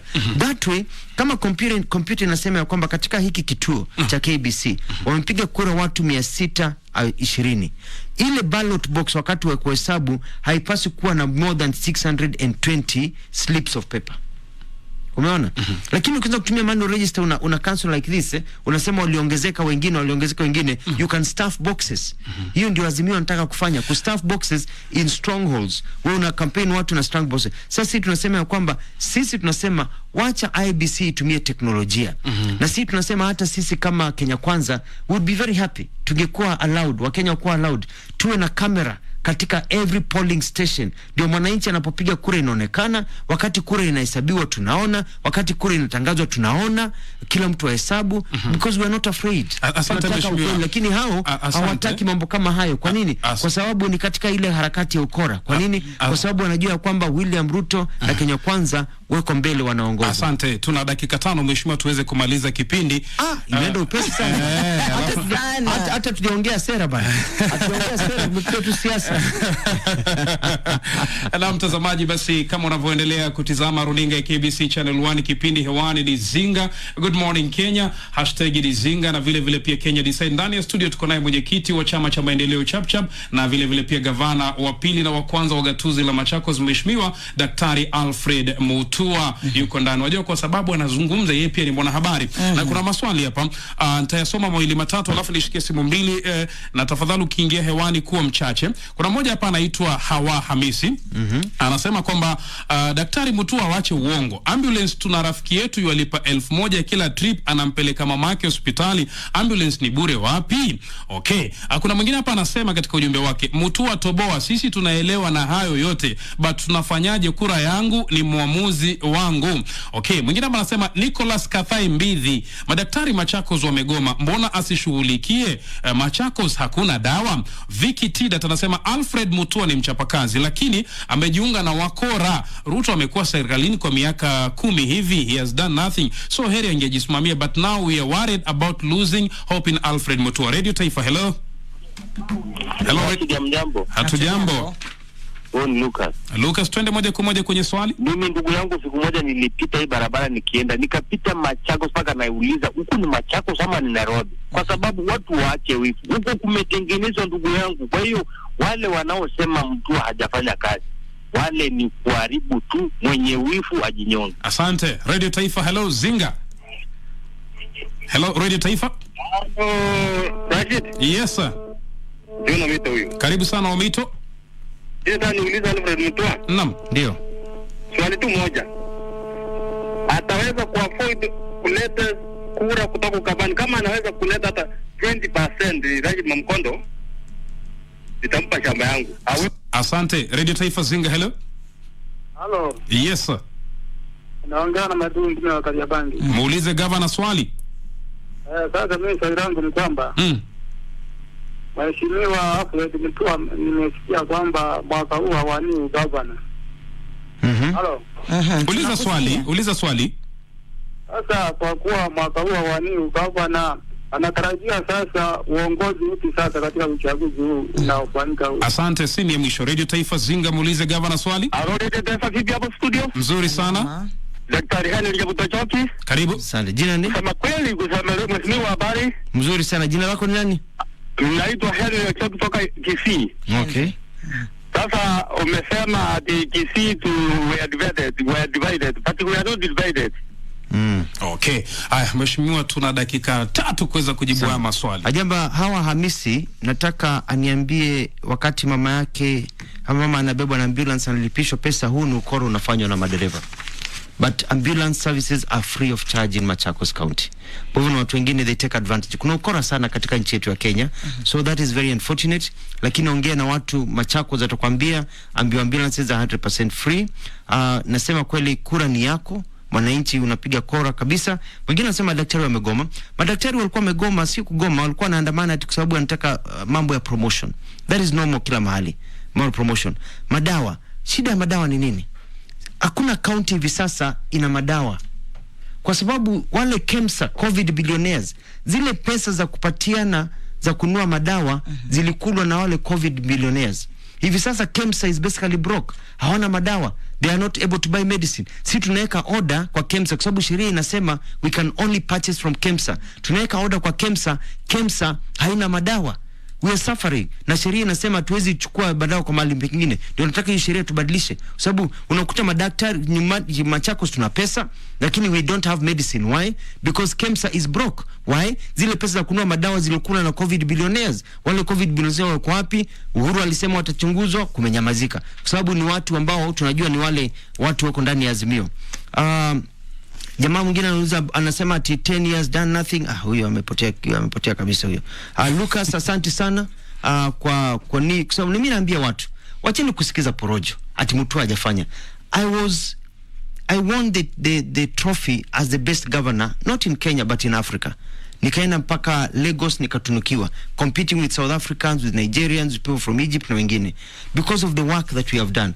Wewe watch a story, ingia gari, nenda Machakos ujione, enda uone stadium, uone People's Park, enda anywhere, Kangundo, kila mahali, simama ulize mtu, kuna bowl mtu amechimba hapa, kuna dam, au utaonyeshwa. Enda ulize kuna program ya subsidy kuku mama petoa kuna mtua, utaonyeshwa. Wewe nenda mwenyewe, kuna tractor mtu amelimiwa, utaonyeshwa. Wacha kusikiza propaganda za watu hapa ambao hawajakanyaga Machakos. Wewe ingia gari lako, usiende hata mtu wa serikali, go by yourself, chukua hata video, urecord watu, uangalie kama kuna maendeleo Machakos. You will find that what we have done in Machakos in the last 10 years is more than what was done in the last 50 years since independence. Mheshimiwa, alafu mwelekezi wangu Muti ananinyonga, ananiambia na muda wako umekwisha. Mwisho kabisa kusema kwamba bwana wangu Hendo ukiwa Kisii, nataka kusema kwamba reality on the ground, numbers don't lie. Huwezi sema kila mtu anashika. Watu wa Kisii ni wajanja. Unajua Kisii ni watu wa biashara bana. The Kisii Nation, you know, I grew up with the people from the Kisii Nation in Ruta Satellite. Alafu wamejaa hapa kwangu hapa Syokimau na Athi River. They're very smart people and they're very good people. Na wananipenda sana. Nikienda Kisii mimi ni superstar. Penda sana. Mimi nimeangalia watu Kisii wanajua kujipanga. Wewe ni superstar. Waingie Kisii mimi ni superstar. They love me because I love them very much. Damu yangu na Kisii inashikana kabisa. Mimi najua Kisii, nimeangalia Kisii wale wananiongeleshwa wananiambia hapa this time wanajipanga. Wanaona vile uchumi umeenda chini, wanaona the games being played, hawatapelekwa kama kondoo kwenda kukata kichwa wakiona. Mwisho kabisa nikisema hivi. Mimi nimesema kwamba sitaitisha kiti. Kwa sababu nataka kutetea wa Kenya. That's why nikasema nitajiunga na Kenya Kwanza.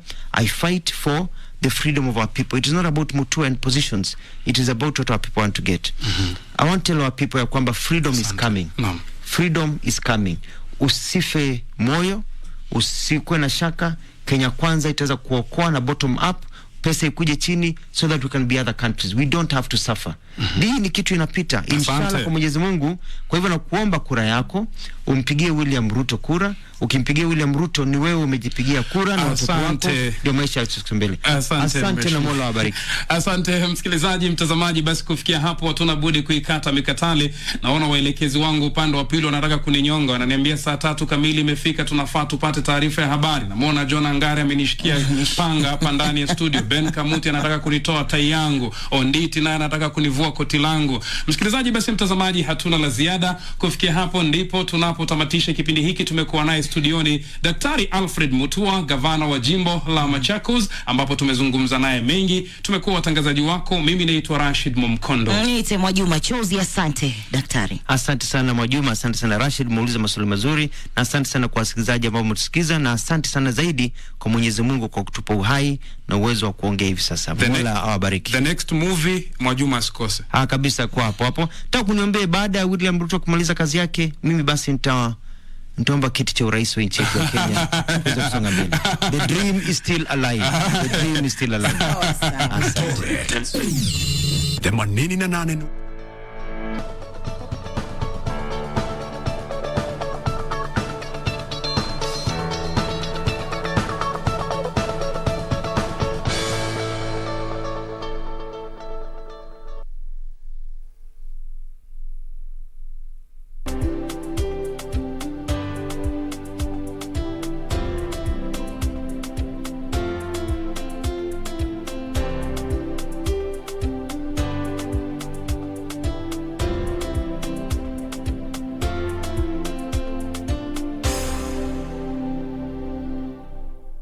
As campaign intensified for the upcoming general election, what does all this mean for you, the voter? What do the candidates have to offer?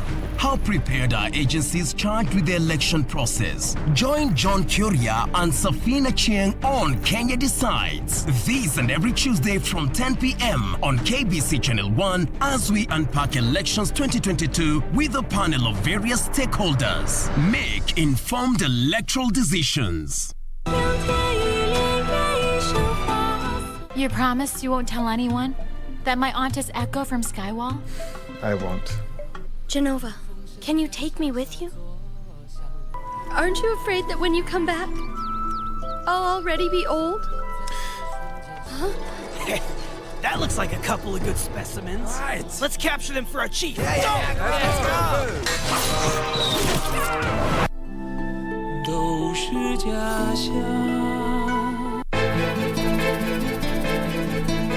You mean pia wewe hujamuona? Unasema unanishuku. Unanishuku tu kwa sababu gani? Unajua Leo, mimi nishaye kumsikia Maya mara kadhaa akisema kuwa wewe na Jack mnajuana. Siogopi bwana. Na wala hapa sijafukuzwa mimi. Analo linalomsumbua. Ukimuuliza atakwambia. Yaani hamwezi fanya kazi kimya bila kusengenyana. Kama huyo msichana wako amekuacha, jipange na wache kusumbua watu.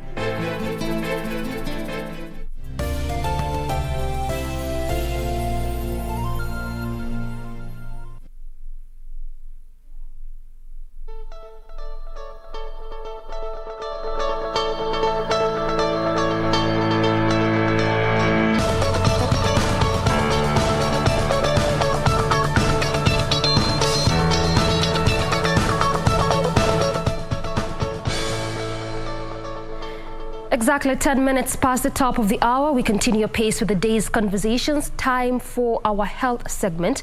On our today's conversation, we just continue with what we had begun 2 weeks back. This is on matters infertility, particularly amongst both men and women. And our guest is already here. That is Dr. Kireki Omanwa, who is a fertility expert and the current president at Kenya Obstetrical and Gynecological Society of Kenya, as well as the lecturer at University of Nairobi School of Medicine. Daktari, karibu sana to the program. Asante sana. All right. So it's always a pleasure to come back. Yes. And more so to talk about this very personal and very stigmatizing topic as we started the last time. Yeah. Well said. Well said. Now, before we get on to the issues that we want us to dissect today, particularly the myths and the medical options available, I just want us to broach this discussion from the statistics. I mean, to just create context for our viewers to understand where we're coming from, and given the fact that we still think of infertility as a women's issue. Thank you very much. As we said the last time, I think it is society. Our society puts the blame, the total blame of infertility on the women, simply because they're the ones who carry the pregnancy. They're the ones who actually manifest what has been working, what has been going on behind closed doors. But the bigger burden is actually on the men. And I think I mentioned the last time, but I can also repeat it, that infertility is a problem which affects about 8 to 9% in the so-called developed world. But when it comes to our developing world, it affects about 15, sometimes to some countries goes up to 30%. In Kenya, it's about 20% of the population. Now, the bigger problem with infertility, actually the burden of infertility is more on the men than on the women.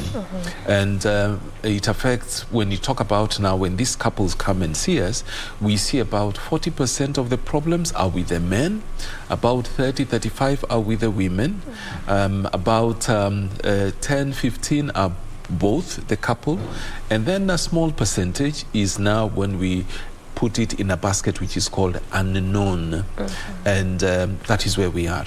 So men actually have the bigger problem than women. But again, as I said, society has always pushed this problem to the women. It's not only in Kenya, even out there in other societies, in the Arab world, in Europe. I lived in Europe for quite some time. It is the same issue. So I think it is quite a misunderstanding, but that is the reality. I really want us to buckle down to the myths, but before we get to do that, this is actually something that I also didn't get a chance to ask last time, and I think it's important for us to just explore that a bit. Absolutely. You talk about the men as being more predisposed, or better yet, according to the statistics, they actually form a bigger percentage. Why is that? Difficult to say why, but I think it is because men usually don't come out and try and find out if there is a problem. As I said, it is assumed, quote unquote, mbele iko sawa. But it's not always that way.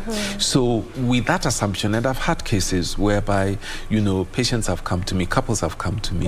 There's a gentleman whom I saw who was married 5 times. And he had 1 child with the first wife. But then afterwards, the second, third, he was on the 5th wife. And there was nothing. And obviously people are wondering what is happening. Every time he divorced, or they divorced for that matter, these women went and got married, and they had children. So obviously the problem was on his side, but he could not accept that the problem was his. So he had to go and get another wife and get get into another marriage to try and prove that actually the problem is not on his side, but the problem was actually on his side. So I think is an issue of again, the way we have been brought up, in that men, we are macho. Men, we solve all our problems ourselves. We don't come out and discuss our issues.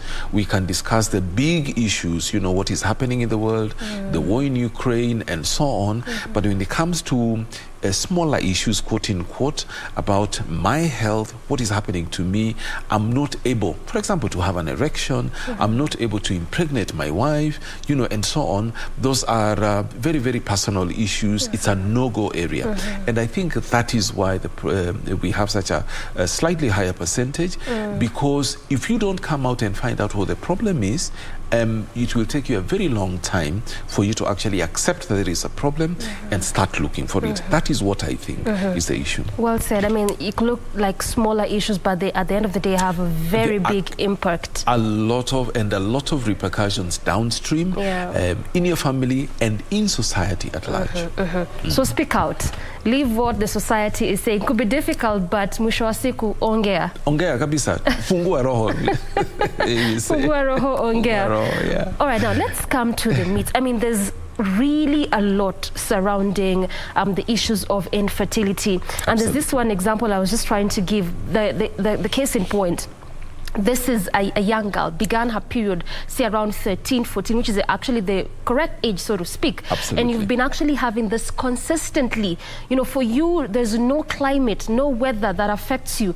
So that at this month, because it's too rainy, you know, it's too cold, it's too sunny, you miss it. So it's been constant and consistently up until you're around 20-something, almost 30, you're ready to conceive, so to speak. So there's always been that talk that if this has been the case for you, then you are very productive. You know, there's no way that you cannot have a child if you want to. And if that happens to be the case, then umerogwa. Is that really true? Yes and no. As I said, we talk about, we attribute things that we do not understand, things that we cannot put a finger on, to urogi. I do not understand, but by the way, I'm not negating that these dark powers are there, because the Bible says that Satan still has these powers. They were not taken away from him. So he still has these powers, and he still can do a lot of things which are mind-blowing. But having said that, when it comes to infertility, we cannot say mama alikufungwa, mama mkwe alikufunga, alifunga wapi, alikuwa na kufungua, alifunga wapi. Was there a lock? Where did it happen? So when they say alifunga na akazika mahali na akatupa ufunguo kwa yeye nini. So what we don't understand, we tend to throw it into that basket, urogi. But when these couples come and we actually go through the basic tests, we can even do advanced tests, we will most of the time actually find out the reason why they are not conceiving, and we can actually help them. Some of the myths, for example, you talked about this young lady who has her periods like clockwork, no weather, no traveling, nothing actually does affect her. But having a period is not equal to being fertile. Why am I saying this? You can have a period, but you have blocked tubes. You will not be able to get pregnant, even though you are getting this period every day. You can have hydrosalpinx, where you have fluid in the tubes, and if there is fluid in the tubes, the eggs cannot be able to be picked up by the tubes. And at this point, just very batty, at this point that you're having your constant period, you might be having this condition that could inhibit? And you will not know. Okay. And you will not know. Unless you go to a doctor and the doctor does a test to actually find out, are the tubes okay? You'll still be having your periods. You'll have your periods at 50s. There are some women who have regular periods at 50 or 55. And by the way, when we get to 45, the chances of getting pregnant are less than 1%. So you'll have your periods at 50, but it doesn't mean that you are going to get pregnant. Your chances are almost zero. So it is a myth that when you're having your periods, it is equal to you being able to get pregnant. Those are two different things. You can have your periods, but there can be other factors which can actually be a reason for you are not getting pregnant. You can have irregular periods. When you have irregular periods, now we know there is a problem. So we start looking for it. But we're working on the premise that this myth that we have out there, that periods, ukiwa na periods, kila mwezi unapata hedhi, then you are okay, you are good to go. Not true at all. The other myth that we need to dispel is about age. That if you are a young lady or if you are a young man, then you don't have an issue with infertility. It is also not true. Unless you go and have these tests done, we will not know actually that you have a problem. I've had cases, 18-year-olds, 20-year-olds, 22-year-olds who have regular periods, but when they come and say, now we've been trying to have a baby and nothing is happening, you check their hormone levels, you find their hormone levels are elevated, but the periods are there, regular periods and so on. So you find they have what you call premature ovarian failure or premature ovarian insufficiency. And the thing that brings them is because hii period imeanza kurukaruka kidogo. Sometimes it can happen. It's not a big issue, but then when you're trying to have a baby and these periods are slightly irregular and you don't know what is happening, you come and you are young, you are 22, 23, 24, which sometimes can happen. Again, age is not equal to fertility, but the rule of thumb is that the younger we are, the better or the higher the chances of getting pregnant. Let's go to men. Yeah. We talk about men. Just before you talk about men, let's stick on the age issue a bit, yes, particularly on women. And I also want you to help us understand this and also demystify for us, particularly if it's a myth or not, yes, when they say that women, if you reach age 35, 36, then your chances of getting pregnant are also very slim. Actually, they start, it sort of dips all of a sudden.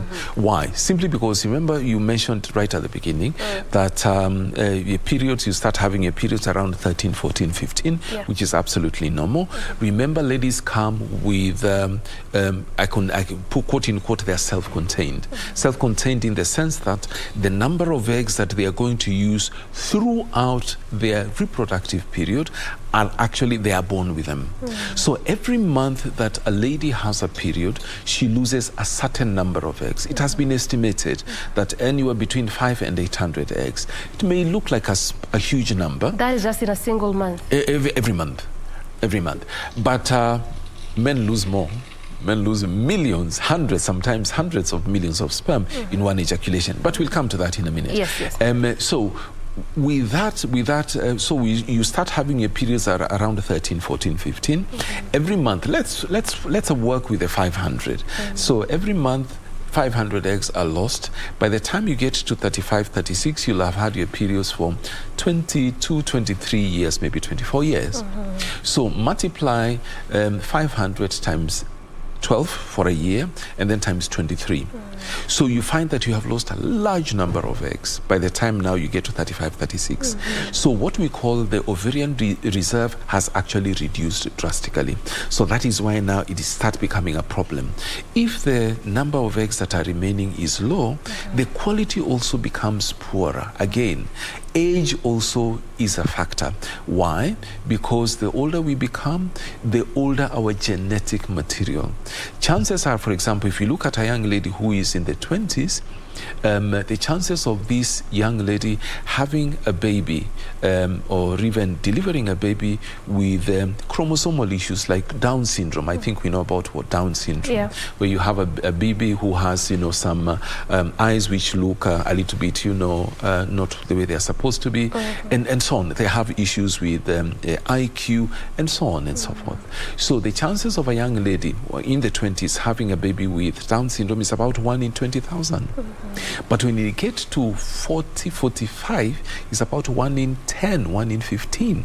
So that is why you have a very high chance of having a baby when you're older, if you get pregnant, that is, using your own eggs, because that's a different issue altogether. Yes. That if you do happen to get pregnant, and there are very high chances that you are going to have a baby with chromosomal issues. Why? Because of the aging and the poor quality of the eggs as well. All right, now let's come to men with those myths surrounding. There are very many myths that accompany men. That mbele iko sawa, it is not true.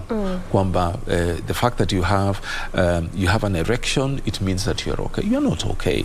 And the fact that you have an ejaculation, it also is not equivalent to actually being fertile. Why do we say this? Because when these patients come, the first thing that we ask that they go for, the test that we suggest, is to have a semen analysis done. In that semen sample, there are several parameters that we look at.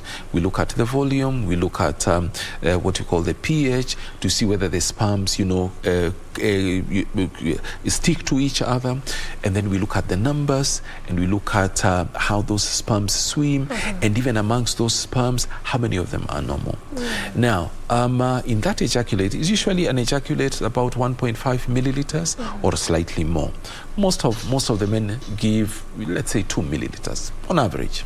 That is about half a teaspoon. Now, in that half a teaspoon, we want the number of sperm to be about 15 million per milliliter.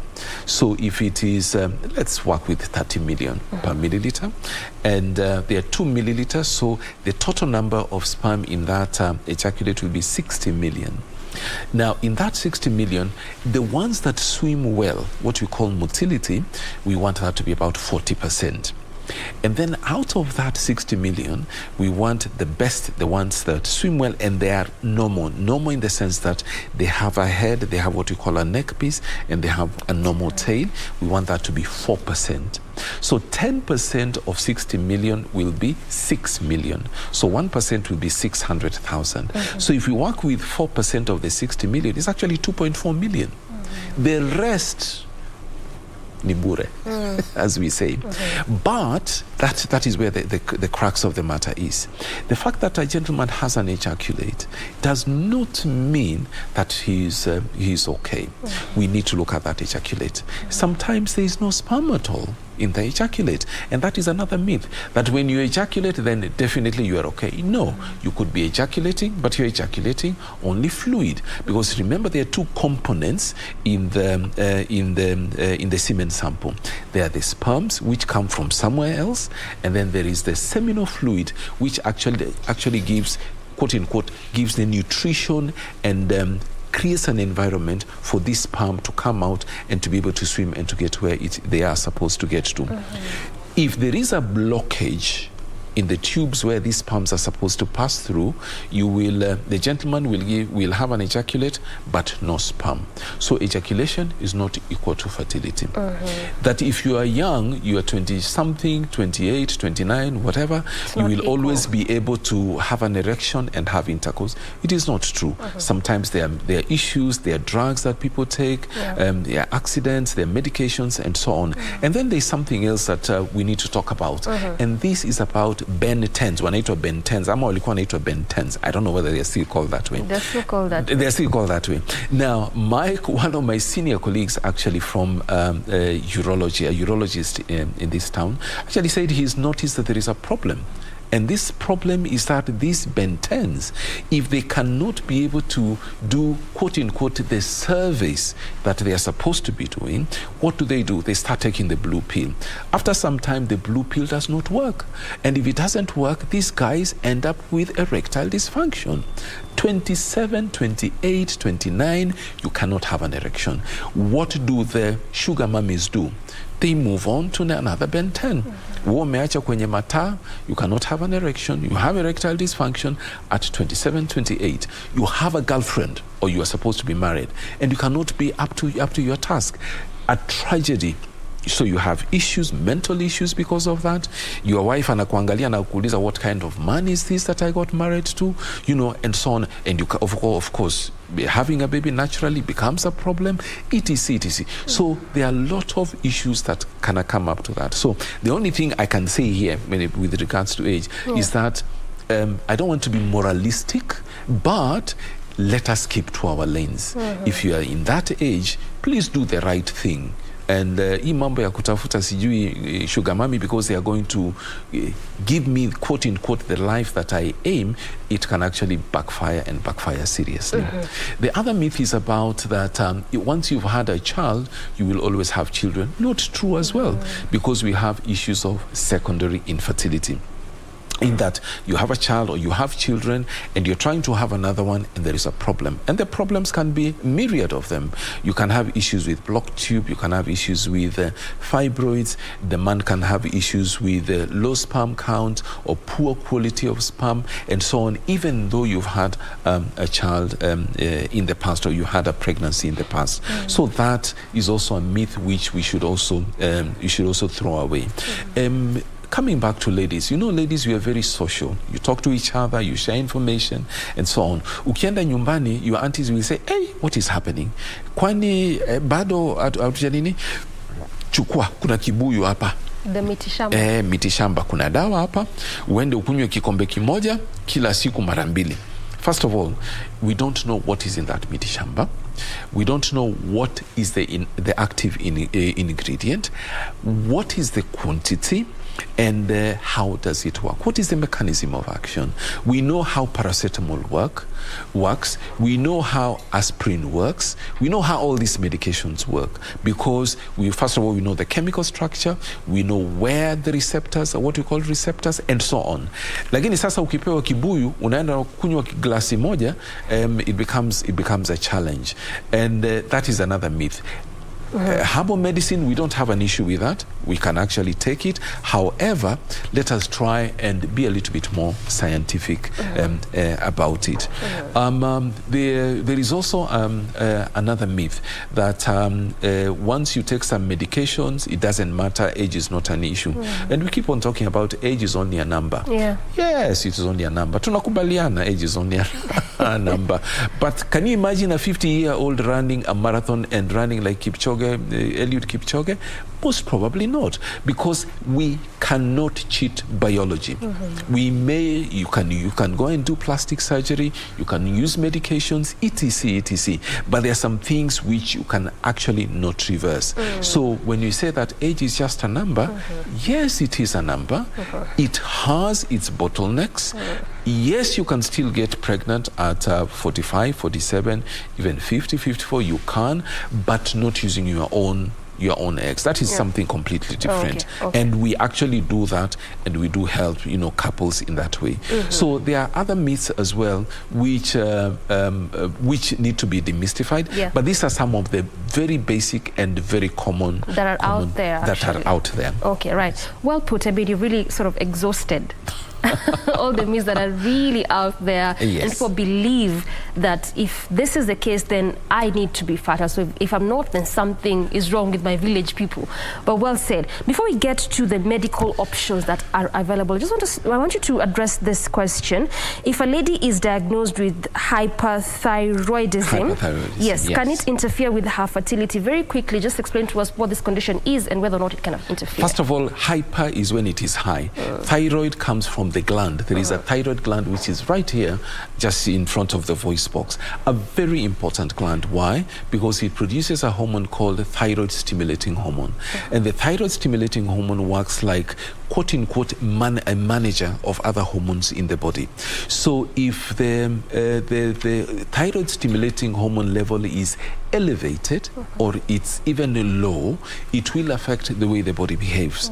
And if it affects the way the body behaves, it will affect definitely the fertility process. That notwithstanding, sometimes you may have an infection of that gland, which will have a knock-on effect again on the hormone levels that we've talked about. So hyperthyroidism means that the hormone level is actually low, meaning that that thyroid has to work harder than it is supposed to, and we need to balance out to give her medication so that the hormone levels come to where they are supposed to be, and that the thyroid is functioning optimally, such that she can be able to get pregnant. Yes, hyper or hypothyroidism will have an effect in trying to get pregnant. And that's either the highness or the lowness, of it. Yes. Now, let's come to those medical options. I mean, I know there's quite a number of them. We talk about fertility drugs, talk about hormone treatment, but oftentimes when we address infertility cases or issues, there's just a keen focus and interest on IVF. Okay. Talk to us about this treatment and what sort of people can afford this, because again, also, you know, in terms of cost, yes, it's not that cheap. It is not that. It's not that cheap, and it's not only that. It's not only expensive in Kenya. It is expensive everywhere in the world. If you go to the US, for example, a cycle of IVF, and a cycle means that we start treatment from day 1 or day 2 of the lady's period until the day when we collect eggs and we create embryos and we transfer these embryos into the lady's womb. That is called one cycle of treatment. So maybe let me start with what basically IVF is. Just the name itself, IVF, is in vitro fertilization, meaning what is done in the lab. And what happens normally, how women get pregnant naturally, is called in vivo. All right?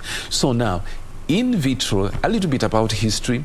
It's a relatively new procedure. By relatively new, I mean about 40-something, 45 years, maybe.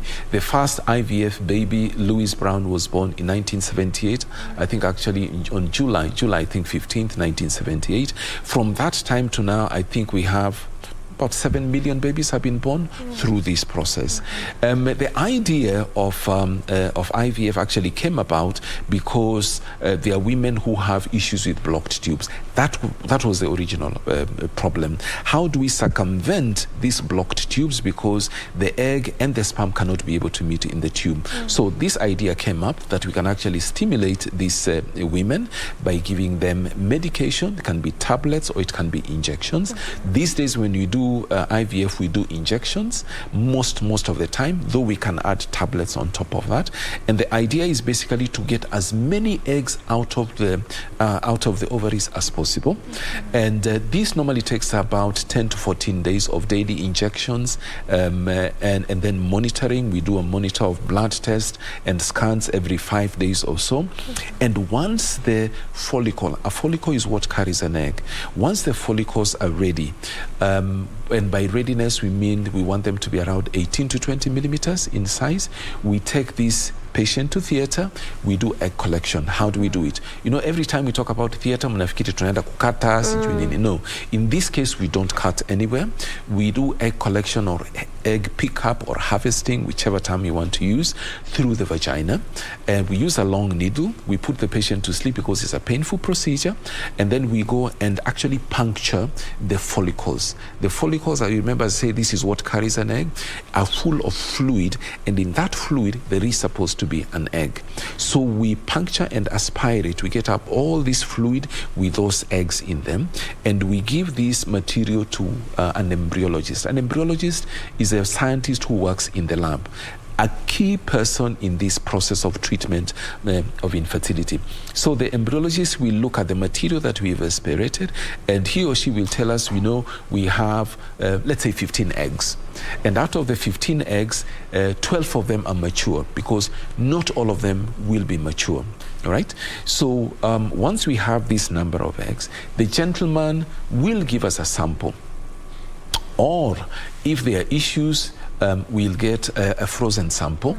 We can use, donor sperm, and we create, or the embryologist in the lab will take the sperm and inject the sperm into the egg. So what happens in the tube, normally in vivo, now it's happening in vitro in the lab. Okay. So by that injection, we actually fertilize that egg. We put this in an incubator, about 37.2 degrees, a constant temperature. They will start dividing. Exactly what will be happening in the tube. So we keep on monitoring them. Around after 3 days afterwards, we'll see how many of them are okay. And there is a way we grade them. And then we'll say, you know what, out of those 15 eggs, 12 of them are mature. We fertilized the 12 and we have 10 embryos. An embryo is the beginning of a baby. So now we take these embryos, we talk with the patient and you say, look, out of these 10 embryos, how many would you like us to transfer? So we can transfer anywhere between 1, maximum 3. There are different ways of doing it. I just came from a conference in Milan in Italy, and we had a long discussion because in some places they only do 1 transfer, 1 embryo. And when you start arguing, you know, saying, look, sometimes these patients have had issues, 5-10 years of trying. If you do transfer only 1 embryo, it may not work. So what we do, we actually increase the number. I normally do maximum of 3. Most parts in this world actually do maximum of 3. And once we have done that transfer, we put this patient on medications for 2 weeks, and then she comes back and does a blood test. That blood test will confirm whether the embryo or embryos have implanted, they have stuck, and the pregnancy now has started growing or not. And then now from there we take it from there. All right. Wow. Well said. I mean, again, due to the constraint of time, we can't really explore the other medical options, but at least we've tackled the IVF, which is the most common method used when it comes to dealing with issues of infertility. When we have issues with blocked tubes or when we have issues with poor sperm quality. But if we have the tubes are okay and the sperm is okay, we can actually start. Actually, IVF is the sort of the top tier method of treatment. There are other methods which we can use here in between. We can use what is called IUI, intrauterine insemination, which is a much more straightforward way and less expensive way of treating these patients, but there are conditions which have to be met. Not all patients qualify for IUI. Okay, we might explore that other conditions in a later conversational discussion. Nonetheless, thank you for that conjured discussion, Daktari. We always appreciate you for making time to just come and break it down for us, these issues that exist, particularly when it comes to matters infertility. No problem at all. Thank you so much. Yes. That has been Dr. Kireki Omanwa, a fertility expert, current president at Kenya Obstetrical and Gynecological Society, as well as a senior lecturer at the University of Nairobi, obviously, and again talking to us about matters to do with infertility and how to navigate that, particularly for a couple who have been diagnosed with that. That is where we bring this conversation to a close, and ultimately, good morning, Kenya, this Tuesday morning. Asante sana for making time. I'm Doreen Arange Okello on behalf of the entire team. Again, we say thank you so much for watching. Till tomorrow, have a good morning.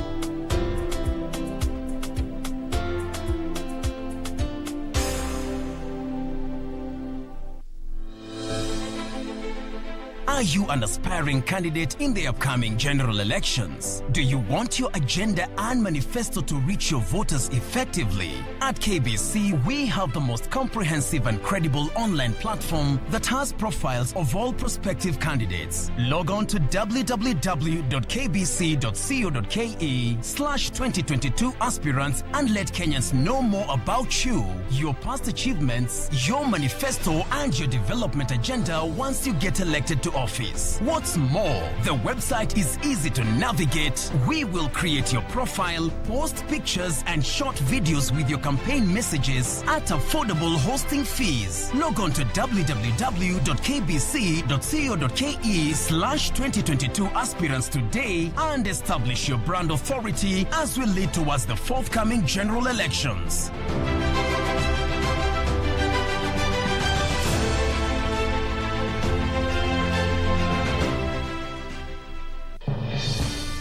We shall legalize weed. Professor George Luchiri Wajakoya of the Roots Party. Semeni baba kaya. Raila Amolo Odinga of the Azimio la Umoja One Kenya Party. Unajua mimi sina pesa ya serikali ama ya kashfa. David Mwaure Wahiga of the Agano Party. And hakuna kura ya hasla mtaiba. William Samoei Ruto of the Kenya Kwanza Alliance. Presidential Debate 2022. Do not adjust your sets.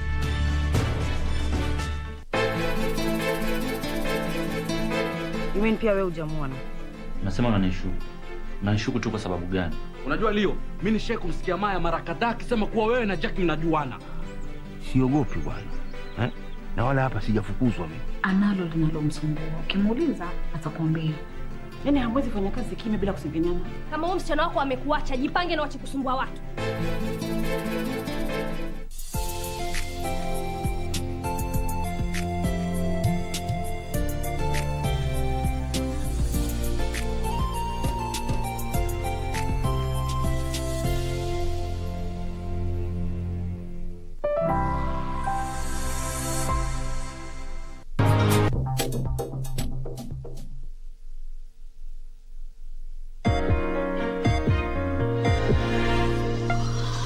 Naam, hii ni Mitikasi Leo, makala kutoka BBC yaliyomo Zanzibar kupambanua vyanzo vyake vya kujizolea fedha za kigeni. Tunamulika uchumi unatokana na rasilimali za baharini. Baadaye tunapigia msasa na kesi ya nishati na hatua hitajika kuziba pengo hilo Afrika. Kisha katibu mkuu wa shirika la mataifa yanayouza petroli afariki dunia wiki chache kabla hatamu ya uongozi kukamilika. Moja kwa moja kutoka Nairobi, Kenya. Twende kazi.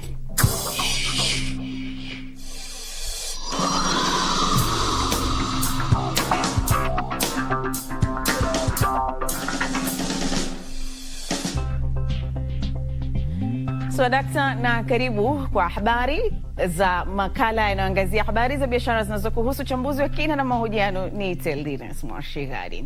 Ingawa kisiwa cha Zanzibar hufahamika zaidi kwa utalii wake, janga la COVID-19 limeilazimu kufuata au kutafuta vyanzo vingine vya kiuchumi. Mwaka 2020 mapato yanayotokana na utalii yalishuka kwa 38%, lakini shughuli nyinginezo za kiuchumi baharini zilizalisha zaidi ya 29% ya mapato yote ya kisiwa hicho, ikiwa ni 1% tu chini ya utalii. Uzalishaji wa mwani au seaweed umekuwa kwa kasi zaidi. Mwaka 2020 Zanzibar ilizalisha tani ya 8,000 ya mwani na kuletea kisiwa hicho dola milioni 2.6.